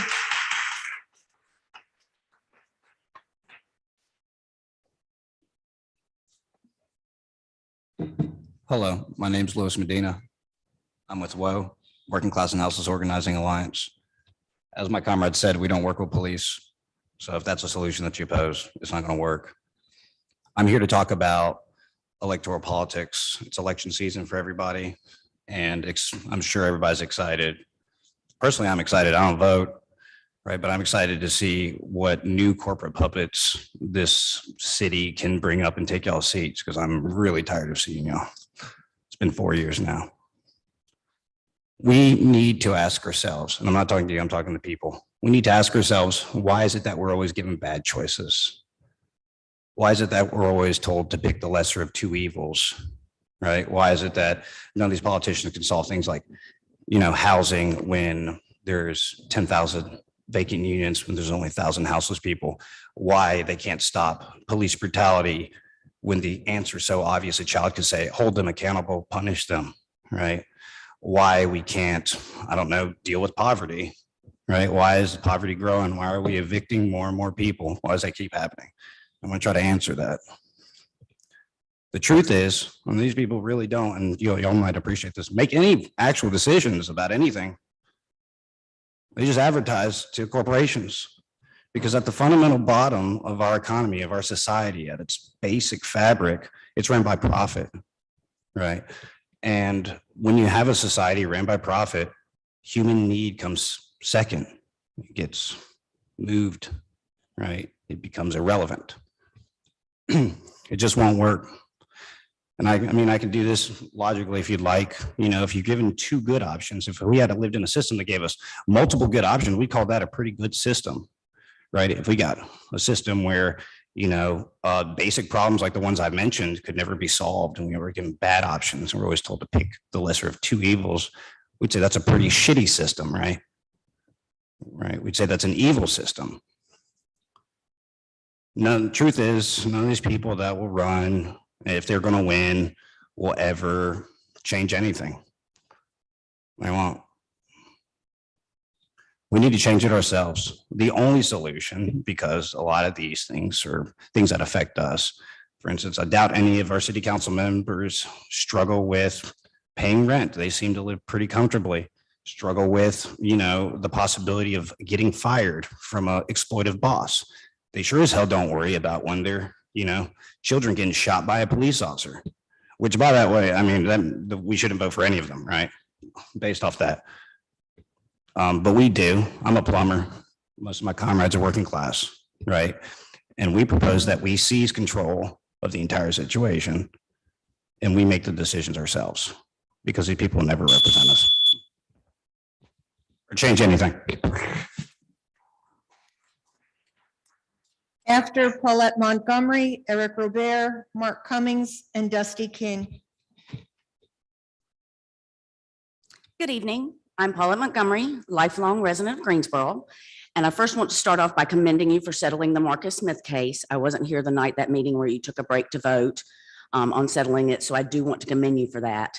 However, I think if there was true transparency, which is what I'm here to talk about tonight, I would bet the settlement had more to do with keeping the body-worn cameras from a jury, the jury seeing the brutality our officers inflict on our citizens. If we had true transparency, as you have so often said, many times tonight, we would be hearing more about Joseph Lopez.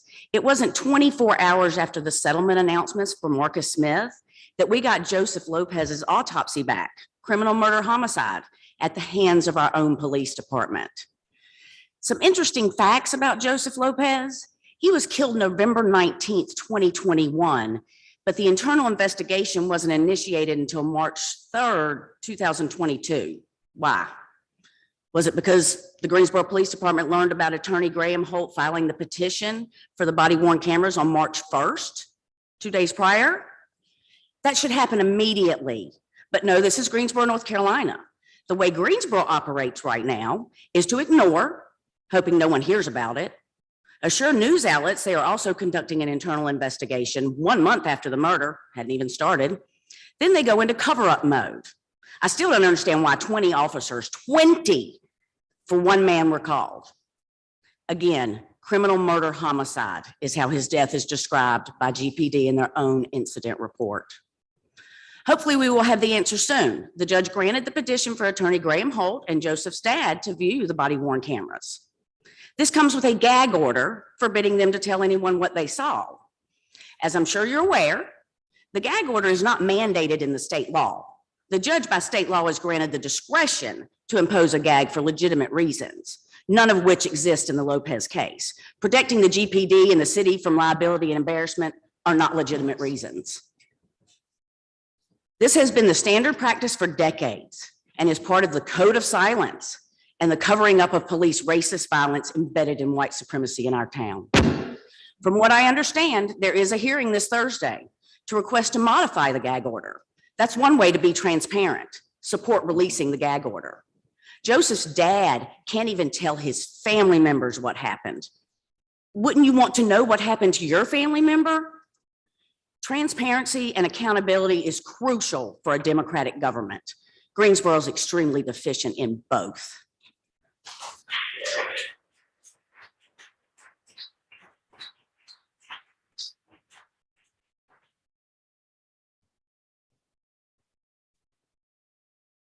Good evening. Before I start, there's 3 of us scheduled to speak. So that's like 9 minutes. I would ask that maybe you indulge me a little bit, in which case we don't have to, can actually give you some time back. We don't have to come back. We have a 3 times. policy where each speaker gets 3 minutes and they cannot, and other speakers cannot cede their time.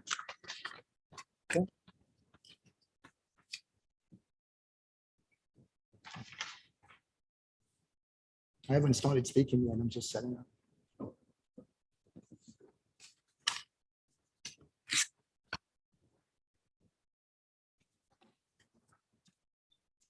Can start now. I find it actually like really interesting that the city attorney tonight was so quick to acquiesce to state law when I hold a 7-page memo here from him attempting to circumvent both state and federal laws regarding gun shows.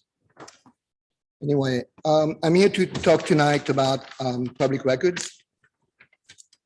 And what you see here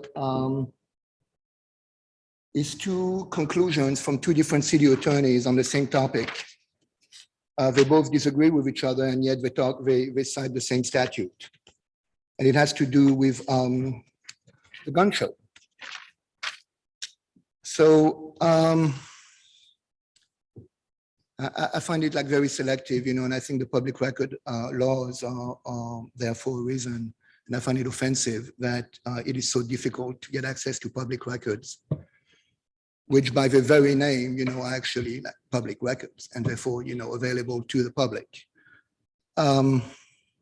So I've asked for a few documents and I keep on getting, that we have no document matching your request.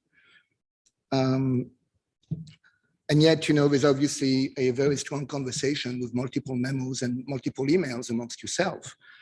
And I haven't been able to actually get access to any of them. The one common denominator, though, is Matt Brown. And it seems like because, it was more difficult to circumvent federal and state laws, you left it up to Matt Brown and he may be the patsy in this case. So I asked for Matt Brown's email.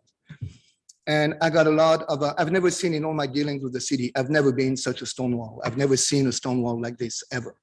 I'm being confronted with, I get headers from Matt Brown to some of you individually, some of them at your private emails. But there's nobody, there's no content in any of the emails, and none of them say redacted. Then I get some redacted emails, and they say that it's attorney-client privilege.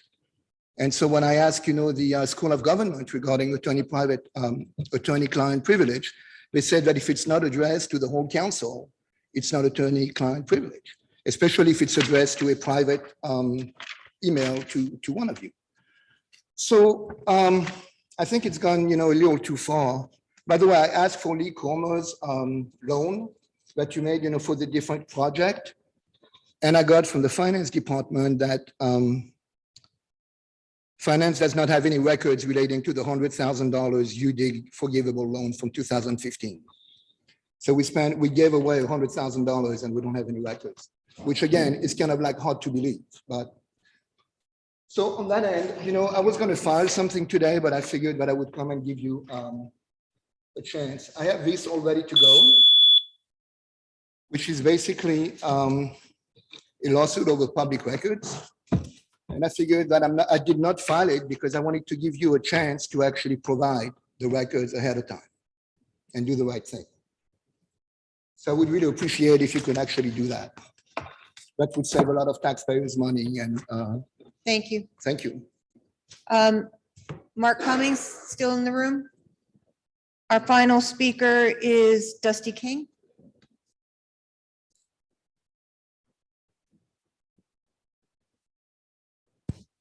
Hello. I'm not going to use my full 3 minutes. I just want to say the things that I've heard this evening. I wanted to question and kind of challenge the council, the mayor tonight to find a quick resolution and a solution to what's being discussed here, especially with the housing issue. If we can give $250,000 as a grant to a big developer for an idea that I don't believe has any merit, why can't, or we can also help give relief to like residents in the Hyatt complex. Why can't we find a solution, an immediate one, to help these folks with their situation? That's all. Thank you. That brings us to the end of our public speakers, unless I have missed somebody who signed up. Thank you.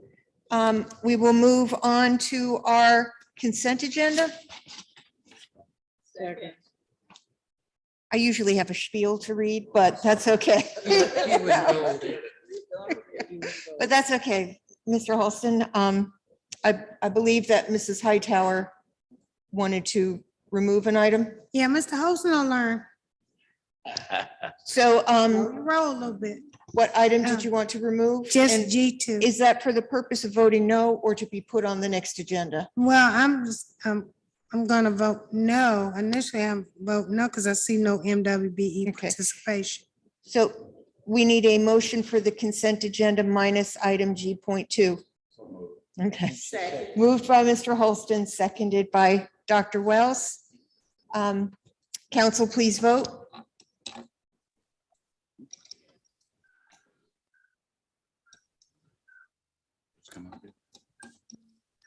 Well, that's pending. Mrs. Hoffman? Mr. Holston? Yes. Dr. Wells? Yes. Mayor Pro Tem? Ms. Abuzawader? Yes. Mr. Outling? Yes. Mrs. Thurm? Yes. Mrs. Hightower? Yes. That's for everything except for G2. Except two. So that passes 9-0. Item number G2 is a resolution authorizing contract 2022-10990 in the amount of $960,000 with Westat for the Piedmont Triad Regional Model Household Survey, Household Travel Survey. Do we have a motion on that? And so, yes, and so I'm not. You're going to vote no. I'm Right. voting So no move- because it has no MWB participation. Moved by Mr. Holston, seconded by Dr. Wells. Council, please vote. Mrs. Hoffman? Mr. Holston? Yes. Dr. Wells? Mayor Pro Tem? No. I am a yes. Mrs. Abuzawader? Yes. Mr. Outling? Yes. Mrs. Thurm? Yes. And Mrs. Hightower? No. And that passes 6-3. No, there's nine of us. There were not 3 no's. There were only 2 no's, I thought. I thought there were 2 no's. 2. Okay. Just 2? Okay. 7-2. 7-2. Thank you. Item number I.1 is an ordinance amending the fiscal year 2021-22 general fund budget for the support of the International Civil Rights Center and Museum. Move the item. Second. All right, so Moved moved it. by Mrs. Johnson, seconded by Mrs. Hightower. Council, please vote.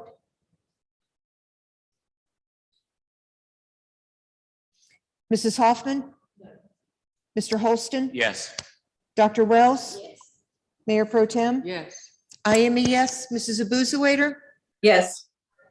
Mr. Outling? Yes. Mrs. Thurm? Yes. And Mrs. Hightower? Yes. And that passes 8-1. And now let's do boards and commissions. Ms. Abuzawader, let's start with you. No boards and commissions at this time, Madam Mayor. Okay, Mayor Pro Tem? I have one name to go in the what is called the bank folk. Juliet, and I'm gonna spell the last name I need, and she's gonna send me her resume. UWAIFO. She's interested in the International Advisory Commission. Mr. Holston, boards, commissions? None tonight. Thank you, Madam Mayor. Mrs. Hightower? Well, none tonight, except I do have a question for Angie. We had a member on our minimum housing. Have we addressed that yet? I know the chair sent a letter, but we don't know if that individual has responded. I think they've had enough absences to be removed. Councilmember Hightower, I have not received any response that appointee responded to that email. And then it is definitely council's discretion to remove an appointee for lack of attendance. Okay. Well, I will be removing that individual and appointing someone then at the next meeting. At the next meeting? Yes. Okay. Well, it's not there now, so I might as well go ahead on and remove him now. And so I'll remove Lacey Colson from the minimum And housing. that was was that your It was my appointment? appointment, yes. Okay. Lacey And Colton? I think he's had maybe something issue. I don't know. Okay, Colson, Colson. okay. And you'll have a And I will replacement? have a replacement at the next meeting. Yes. Okay, thank you. Thank you. Dr. Wells? I don't have any appointments, but I need some help because I have two boards that I've had difficulty trying to find someone that would serve. So if there's anyone in District 2 that would like to be on the Board of Adjustments or the Redevelopment Commission, please let me know. These are boards and commissions that have an important role in helping us to do our work. So please, if you are interested in and feel you can serve, please let me know. Board of Adjustments and Redevelopment Commission. Thank you. Okay, and thanks for reminding me as the liaison, Ms. Hoffman, you have a space too that needs an appointment. Adam Carroll had resigned last year. Adam Carroll. GTA, I'm the liaison for. Yes, ma'am. And I believe, Mrs. Hoffman, you do, on the ABC board, there are 2 openings, I believe, which, right. So let's try to get that filled at our next meeting. So you're ready now for, because you kind of wanted an extended little bit of time on that, so it's good now so I can appoint somebody for ABC. Okay. Mr. Outling, boards and commissions? None this evening, thank you. Mrs. Hoffman? Boards and commissions, okay. And Mrs. Stern? I have no openings at this time. Good for you. That's got to be a first. All right, council comments? Ms. Abuzawader? Thank you, Madam Mayor. First, I want to say happy Ramadan to all who are celebrating this month. You'll have to excuse me. My vocal cords are still irritated from being intubated during the surgery, but I want to wish happy Ramadan to everyone who is observing the month of reflection, meditation, and peace. Second, I'll try to get through this without getting emotional, but I want to thank everyone for reaching out. The emergency surgery I had, only a very few people survived. So I am blessed beyond measure. I want to thank my council colleagues who reached out and were worried. Thank you to everyone for the prayers, texts, phone calls, and reaching out with food and flowers, everything else. Luckily, apparently I'm pretty strong because the doctors have given me 100% recovery prognosis, which is absolutely unheard of with this condition. I had a diverticuli rupture in my stomach and I was in septic shock. I was in a coma for 4 days and just very thankful. So I want to thank each and every one of you who reached out, who have kept me in your prayers. And hopefully in a couple of weeks, I'll be close to 100%. As you can tell, my brain is on overdrive. I'm wanting to get back to activities as quickly as I can, but my body's still saying 33 days in the hospital, you need a little more time to recover. So thank you to each and every one of you. And I really look forward to getting back to MMOB. I'm still doing work from home, so reach out to me, keep me busy with city business. I'm ready to move ahead and very thankful. I feel that my time on this earth is not done yet. So I'm really ready to move forward. So thank you all so much. Mary Kay, I know you know the hundreds of people who have asked about you. I know that every one of us have been contacted to see how you're feeling and when you were going to return. So know that you are quite beloved and that people are waiting for you to come out. So it's probably good for you to take your time because I think you'll be overwhelmed once you start coming out physical again. I'm a little curious about the newspaper cover behind your shoulder. Oh. I can't, yeah. Is there significance on that? that is the Rhino Times cover. Remember when we were testing out the bikes downtown? And that's Jim Westmoreland and me on a bike. And, you know, I really relish these memories. And we were on the front page of the Rhino. So yes, thank you, Madam Mayor. Well, thank you. Mayor Pro Tem? Council comments? I just wanted to express kudos to the chamber. They had a lovely event celebrating some of our major recent economic landings. Toyota and Sonic Boom, and there are many other smaller ones that are as important, and we'll be naming them, I'm sure, soon. But thank you for celebrating. You know, we complain a lot, we fret a lot, and there are a lot of things to fret and complain about. I'm not making light of that. But when we have an opportunity to celebrate, we ought to do that, because a lot of work went into that. I can remember the work the mayor did and told us about earlier on in our acquisition of Toyota. But we worked hard, and we landed these, and it's a big bonus for the city of Greensboro. Will certainly add to the quality of life. So kudos to the chamber. And I wanted to thank the African Women's Services of North Carolina. They had a wonderful service for Women's Month in March. And I got it one of their awards, which I'm grateful for. So those are the two things I had. Thank you. Mr. Holston? Madam Mayor, yes, thank you so very much. I want to celebrate a couple of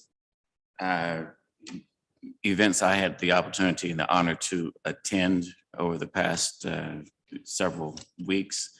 The first one was Everyone Counts. It was a group gathering at Barber Park back in March, and it's centered around transportation. It was an interactive presentation around transportation, about equity and health and safety and access and mobility and affordability, and come together for some ideas. And I was really excited about one of the workshop suggestions was that people just need to show up. You know, showing up is a lot of the game. And so that community was looking to show up, and was really, really impressed. Next had some opportunity to work with the Pound for Pound Kids. Punch for Pound? Punch for Pound Kids, excuse me, with Stephen Matthews and his kids. It was really special to work with the kids and talk with Stephen and see what he's doing with that holistic approach, taking those adolescents and giving them a skill and a trade, and but also teaching them some life lessons. And that was really, really special. Next it was this past Friday, had a chance to work with Victor Vincent, and who's the reentry expert. It's very appropriate that it's the Second Chance Month, in which we had the resolution earlier. And for those who were judicially challenged, also was there for the presentation that Mr. William Brown with the city of Greensboro received an award from the Second Chance Group for the work that the field ops team has been doing in engaging and hiring some of those who have second chance challenges. And so it's just nice to see that collective come together, and also especially during the month of April. And then, and Madam Mayor, I don't want to steal too much of your thunder, but I'll steal a little bit of it. But just the other day, the Rosa Foundation over at Gateway Gardens had the ribbon cutting for their youth gardening program. And, you know, Gateway Gardens is beautiful.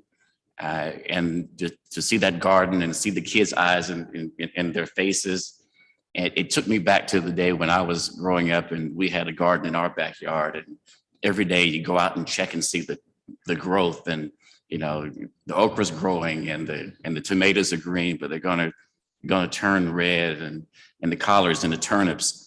And just knowing that garden is going to be a source of sustenance, but also a source of education, training, and a life lesson that they'll never forget. So, Madam Mayor, those are the events and experiences that I had over the past month. Thank you. Mrs. Hightower. I don't think I have anything this evening. What? Oh. Okay. Our meeting just got shorter. Are you all right? Dr. Wells? Yeah. I'll think of something for y'all go. Yes, you Keep have going. something. Keep going. Last month, we had a gathering at the Second Harvest Food Bank over in the Renaissance Shops area. And we're just so grateful that they are helping to eradicate the food deserts we have in Greensboro, because they supply food for 18 counties. That's the distribution center. And they had all of their folks that they supply food to come together, and we shared ideas to do a better job with distributing the food for our communities. And there's some things that are coming forth soon, thinking we're going to get something from. I think so. Yes, something from one step further, a food market over in our area. And on Sunday, the mayor was there. We did the ribbon cutting at AWOL Fitness Center in the Pyramids Village. And Lynch Hunt and his wife this is their second location. But the thing that was so inspiring to me, everybody had on these shirts that said, "Be the change." And then their greeting was, "Great day." So, it's just an uplifting. And he said that it's not just that they're coming there, but it's to help change lives. And this is exactly what we need in our area. They're going to work with young people to help change lives. And I wonder, Goldie, before you move on, it was really great. And we need more things like that for mentoring, but he also has a £1 million challenge out there. Yes. If you want to. Yes, so, I might be able to contribute 10 or 20. But he is looking for this £1 million challenge. Yes. I'd like to invite those who are in Northeast Greensboro and anyone who's concerned about their community to attend the Concerned Citizens meeting that will be on Zoom on Thursday night at 7:00.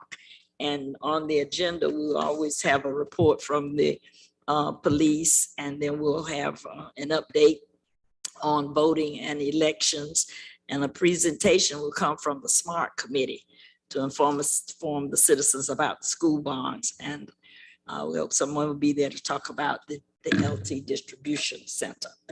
So just tune in, and if you want to know the Zoom number, just go to my Facebook page, and I'll have the announcement there. Concerned Citizens of Northeast Greensboro. So that brings me to 4, that brings me to 3. Mr. Outley. Thank you. Mr. Manager, thank you for your work to identify when the council will have work sessions as well as the topics of those work sessions.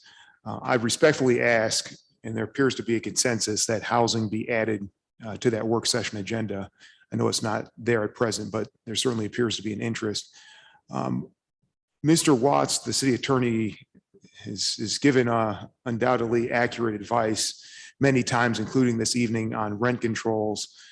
But it would be helpful for us to think constructively about what are the things that we specifically can do, notwithstanding the fact that state law really restricts us a great bit. With regard to affordable housing, one of the things that certainly I've been exploring and that other communities have adopted elsewhere across the country, including states that prohibit having rental controls, is creating a city ordinance with regard to rental security deposit insurance. And so specifically, oftentimes, one of the barriers to affordability is people have to come up with very large security deposits. It can be 1 month, 2 months, especially for persons on restricted incomes. That can be a real barrier to getting into a rental unit, affordable or otherwise. Cities have adopted rental security deposit insurance ordinances that essentially provide that landlords have to accept insurance. And as a result, people pay relatively less on the front end to get into units. And so it becomes more affordable and a gateway for them to get into housing. And so I would like for us to, if there's interest on the board, I can certainly share information that I've been exploring. I'm certainly an advocate of it. And hopefully other great ideas will be shared by the city attorney and others if we get on a work session agenda. So I make that request. And again, thank you, Mr. Jayoba, for your work to identify what work sessions will be before us. Mrs. Hoffman? Hamilton opens this week at the Tanger Center. It's a 3-week run. So it should be a fantastic show. I saw it in 2019 and it was one of the most amazing Broadway shows I think I've ever seen. And I'm looking forward to seeing it again. I probably would see it a third time next year or whenever. So that should be a great boost, 3-week boost for downtown. I was downtown on Thursday and Friday nights last week. Thursday for an event, and there was no, as I drive down Elm, there was absolutely no parking, and I think I probably found the last one and only parking space in South Side. So it's good when we experience that, because we've had a number of people come and talk to us over the last several months about the parking issues in that area of downtown. So I experienced it for myself for the first time. I usually can fairly easily find a parking space there. And on Friday night, of course, it was First Friday, so it was very busy in the restaurants and people downtown as well. I too have asked the city manager to consider a work session on, I think that we really need to do a very comprehensive review and have a discussion about our arts and culture and creative economy and ecosystem in the city, and how we as a city participate in that, and how we use our dollars, our public dollars, to leverage additional dollars from the private community, and really looking toward the sustainability of all of the organizations and individuals who make up that community in the city. So I hope we'll be able to do that. Thank you. Mrs. Thurm? Thank you. I was also at the event that Councilwoman Hoffman was at last week downtown. And yes, there was a parking problem, but I wanted to add on to that we were down and had the opportunity to view the sculpture in process of, she wouldn't take her boots off, the future monument that will be in LeBauer Park, commemorating, it's a women's monument commemorating the women of the Holocaust. And it was particularly moving to see it, number one, life size. I had seen the small version, but to see it life size. And to also see how we go full circle in that the model of the matriarch's hands, the hands are a model of a citizen of Greensboro that survived the Holocaust, but she was also from Ukraine. And to come full circle and to see what's happening there and what now versus then. And it just brought to mind how important it is that we remember and we don't let it happen again. So it was very moving and very touching. Her the woman's daughter was in attendance. Was not able to attend. On a brighter note, just to get back to council on the mural from the PB project in District 5, we did have the kickoff meeting last week. I attended that. That project is moving forward and we've got a great group of people working on it. We anticipate that the RFP will be going out. It's not called an RFP, it's something else when somebody's interested, and I don't know what the acronym is, but that'll be going out to the artist community here any day now. And I look forward to the community engagement sessions where the artists will will come in and engage the community to see what art they want on that wall. It's an exciting process, and I'm glad to see that moving forward. We also had the first public meeting of the Fleming Road Corridor Strategic Planning Session last week. That meeting was a combination in person and via Zoom meeting. It got a little touchy trying to do both at the same time. We had some technology challenges, but it's the first of several public engagement sessions that we will have to talk about the development and the planning for that whole corridor along Fleming that is a growing area, and there's going to be even more demand as boom and other things come to the airport area. So it was good to start getting public input on that, and I look forward to watching that process move forward. Thank you. Oh, one other thing. Councilwoman Hoffman mentioned the Hamilton tickets. I did want to put out there that I saw a press release today that there is a student opportunity for tickets for $26 or $29 a ticket. And I know they put out a press release about that today, but I don't think you will ever find a more affordable ticket to Hamilton than $29. You need to have a student ID and show up at the box office, I think 2 hours prior to the show. But I think my guess is they're filling in all those single seats that might otherwise go unused. So if folks are interested, be sure and look for that. I'm sure it'll be announced in the paper, and maybe the Rhino will do something about affordable tickets to Hamilton. But for our high school and college students in the area, it's a great opportunity to see this show for $29. The young man that was nominated for the Oscar for the costumes, aunt is a good friend of mine. She lives here in Greensboro, and there was a great article in the paper, I think it was News and Record, about him, Paul Taswell. So he recently did the costumes for West Side Story. So kudos. So I know, Madam Mayor, remembered something before I go home. If I can, before you start your good night. And Councilman Outland reminded me when he talked about housing. And so in our 10-year housing plan is a suggestion to do a preservation fund. We need to look at how to begin that preservation fund. If we need to take some ARP money to kick it off, to get some money in that preservation fund, that is another alternative to getting some housing done.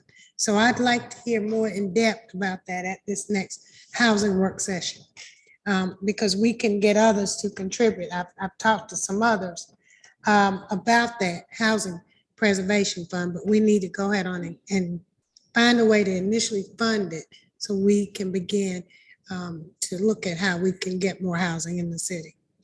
We have the solutions, we just need to put them in place. Thank you. Madam Mayor, it just as a tag along to Councilwoman Hoffman's comments, and also Thurm about Hamilton. There is another opportunity. This was published in the News and Record that there's a 40 ticket lottery for each day. The tickets are $10 each. So $10 each, 40 tickets per day for every performance, April 6th through 24. So go out there and look for those, and also get in that lottery, because $10 is, again, awfully hard to beat. And you can enter every day. Every day. Yeah. So, thank you. Just a couple quick things. As many of you know, I went to Israel last week. It was a great trip. I'm not going to talk about all the details. I do want to say no taxpayer funds were involved. I went with the U.S. Conference of Mayors and the American Jewish Committee, and it was called Project Interchange, and all of the funds were raised privately. It was an amazing trip, and I would like to talk about it at some point. There were 12 mayors selected nationwide to go on this trip, so I was very pleased to be a part of it. I spoke with the mayor of Oakland, Libby Schaaf. She was on the trip with us, and we were talking all the cities about issues that we have, whether it's housing or crime. And Mayor Schaaf said that they have a program called Ceasefire. And it does have some interrupters in it, but it is a much more holistic approach. I mentioned it to Trey when I got back, and it's something that I would like to consider us looking further into. Oakland said that they dropped their aggressive assault rates by 50%. And when they stopped due to COVID, they came right back up again. And they based it on a program, which I had actually mentioned probably about a year ago, which was the Boston Project. And Boston had the same thing where it had plummeted. And then once they stopped, makes you wonder why they stopped, the rates came back up. So I would like us to take some time and to visit these programs virtually, on paper, whatever, to see exactly what it is that they're doing, that they can have such a huge impact. And again, it involves the community. We're not going to police our way out of this. We're going to have to look at the core issues and get community partners. I have been having some discussions with city attorney regarding the new legislation that was passed when council members have to recuse themselves if they sit on a nonprofit board. And the legislation is a little murky. I know, Hugh, you recused yourself because I think you're on the board of Greensboro Housing Coalition.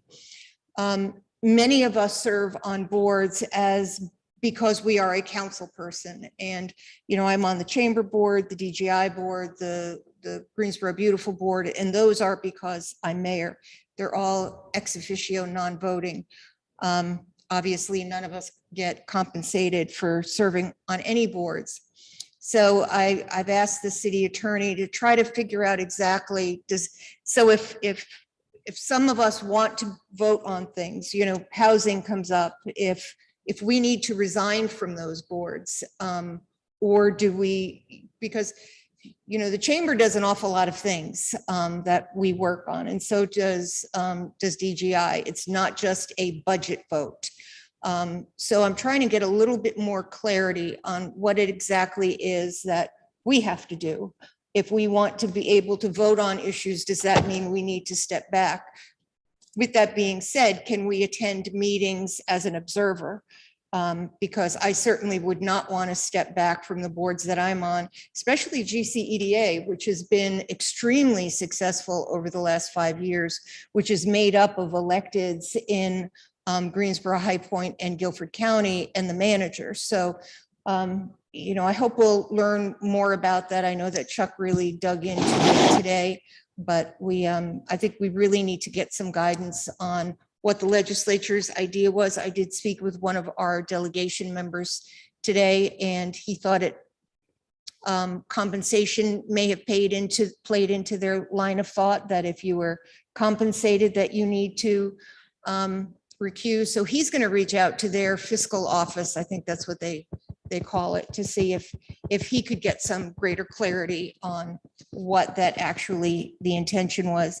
And then I think I had mentioned a few weeks ago, and if I didn't, I'd like us to look into it. Goldie, Sharon, and I went to a Second Harvest food event a couple of weeks back. And as they were showing us around, we walked out to the loading dock and we could see the Dollar General, and it was a mess. There was so much trash and gross, and it was coming out of the dumpster. The service couldn't unload the dumpsters anymore because there was trash all the way around it. I guess when two council members and the mayor walks in, it gives them a little bit of fire under them to clean up, and neighborhood development code enforcement came out immediately. But what we found out, the issue is that right now in commercial properties, it is the property owner who gets the ticket, not the business owner who created the trash. So in this case, if we had issued a fine, it would have gone to self-help and not to Dollar General. Family Dollar.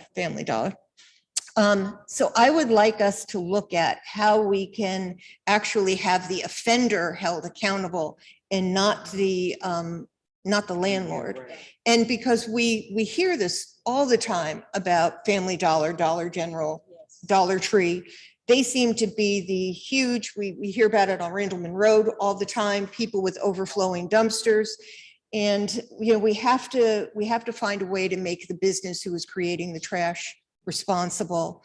And And we're putting overload work on our field ops. we are. Because they go out and they clean that mess up. And Yes. we ought to start finding them too, because that's extra work that they don't need to be doing when they've got other work that they currently do. So I hope that staff could take a look at that ordinance and see how we can rework it so that, you know, when we go out, we have the business owner will have more motivation to clean up if they know that they can get a fine.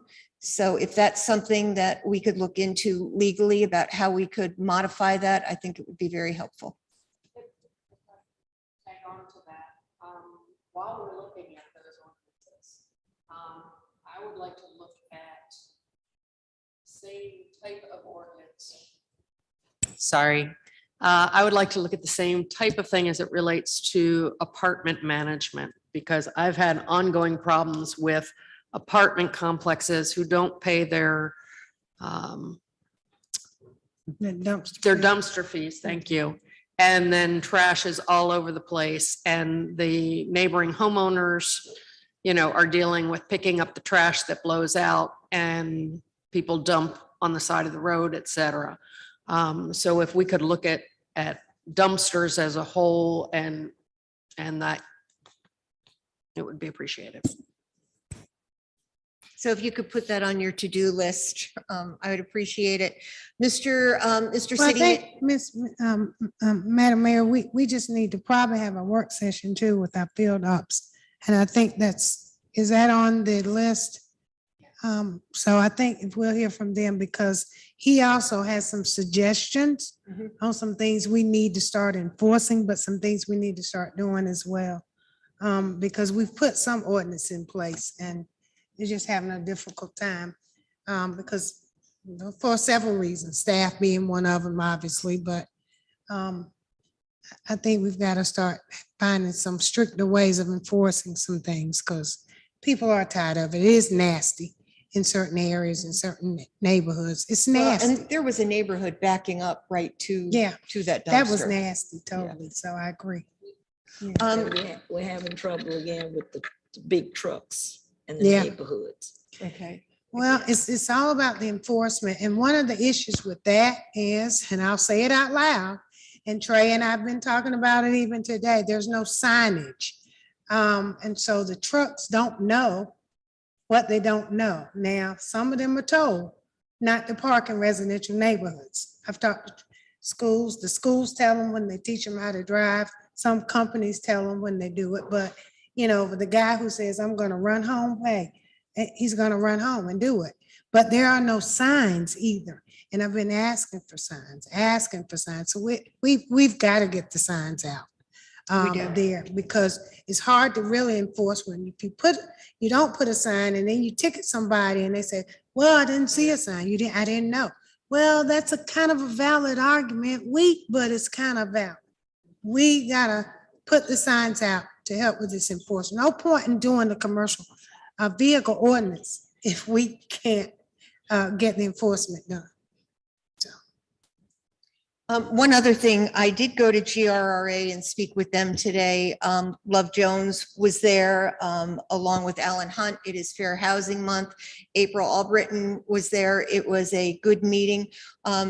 We talked a bit about down payment assistance and how the hope is to extend it to the workforce so that we would have city and county employees. That includes things like our field ops and police and fire and teachers. And I hope that we will have that revised plan in the near future. And, you know, I did mention that I would like to see that cap of 10,000 maybe go up to 15,000 because we all know that the market has gone crazy and it's very hard for first-time home buyers to even get in. and their starter prices have risen. So if we can take a look at that down payment assistance, I know that neighborhood development is working on it, but it's something that we shouldn't be sitting on. Our original goal with the 2016 bond was to do 100 homes to convert first-time home buyers, and we've done well over 900 so far. This is something that we do really well. Of course, we're up against the inventory of the market. There was one day, I think week before last, I was speaking with Kelly Marks, and he said that there were 80 houses on the market, 80 available houses. Only. So we know that there is a huge challenge, and we've got to do all that we can to make sure that we can get people in housing. And the best way for that insurance is to own your own home. So, Mr. City Manager? Thank you, Mayor. And yes, we do have the field ops update coming up to one of our May work sessions. But in the next 3 weeks, you actually have 3 work sessions starting this Thursday. I think this Thursday, we're going to focus on the ARP and also the funds balance discussions. So we'll be sharing that information with you. And then on April 14, we're going to talk about water, sewer extension policies, because we really are under pressure right now. I'll tell you that. I think at some point we'll be sharing with you just 5 projects that are going to result in almost 150 acres annexation alone. And so these are things that are putting a lot of pressure on us. And so having that April 14 work session will be great on water sewer. And then April 28, we want to come back to you to follow up on the council strategy session that we had, the goals, the priorities, and all of that, just to make sure that we firm this up and we're all on the same page. So once again, April 7, we're going to be focusing on ARP, funds balance discussion, April 14, water sewer, and then April 28, I'd like us to kind of come back to you. That's the last minute thing because we were not planning to do that before, but I also don't want that to get away from us too quickly because we've got those priorities. And then in the month of May, we'll be talking about field ops, and then we'll be discussing budget. And during the budget discussion, we also will be having a conversation around the pay transition that we talked about at the retreat. So we've got some really good opportunities. And then I'll go back and see how we can, without compressing topics, we'll go back and see how we can definitely address housing and creative economy over the next few months as well. Thank you. Yes, WBE, I will discuss that. I just want to make sure that I don't get too far ahead of reorganization, especially when I would not want to just talk about MWBE without having procurement as part of that conversation and construction. So let me go take another look at that, and I will come back with an idea as to when. And I also don't think it's something you want to talk about within an hour. I think it probably will take an entire 2 hours. Mr. Mayor, were you going to talk about MWB on the 28th? We were going to do that on the 28th, yes. Yeah, see, and I'm going to be at the league conference. Are we doing it virtual? So we probably will move that date. So that's because I will be in Wilmington at the League of Municipalities City Vision. And But I can do it. But if it's going to be virtual, then I can get in a corner. I believe and that do our it. preference is to keep our work sessions Yeah. virtual. I don't want to because they're accessible to the public. And that's fine. I know that people have been watching our work sessions since we went virtual and like them. They like the ability to see the groundwork that's done before the meeting. Yeah, that's fine. I just want to ensure, because if it is, that's one meeting I don't plan to miss, as you know. So that's fine. As long as it's that way, I'll make myself available. Mr. City Attorney will tell me how to fix my room so I can be on the work session screen. Mr. City Attorney? Thank you, Mr. City. Thank you. Sure, I got a couple of things. One is I got a good list from today's meeting of matters that I'll get back to you guys on. And you received an email from me today with a lot of background information on the whole recusal for association with nonprofit entities. Please shoot me questions. It's it's not a firm statute. It hasn't been reviewed by any court yet. I also supplied you with a couple of blogs from the School of Government, which also provides a little Q&A. And each of you has different situations. So as I get to understand your specific situation and how we deal with it and then try to play it through the statute, it helps me to develop a good understanding and be able to provide you with the advice you need. So please ask me questions that you have. And lastly, one of the public speakers got up and briefly made reference to a document, a memorandum that I was actually in draft that he was showing, and didn't give much discussion about it, but suggested that there was some sort of difference of opinion between myself and the prior city attorney. Of course, you all know that if you read my memo, it addressed that difference of opinion and fully documented the difference of opinion. I might say I know I'm right. So what? there wasn't a confusion about the authority of what was being said. So. Well, you got the legal degree, so hey, All right. do what you do. Just for the benefit of people who are not in the mix on it. Well, and it was also coming at it from a different perspective.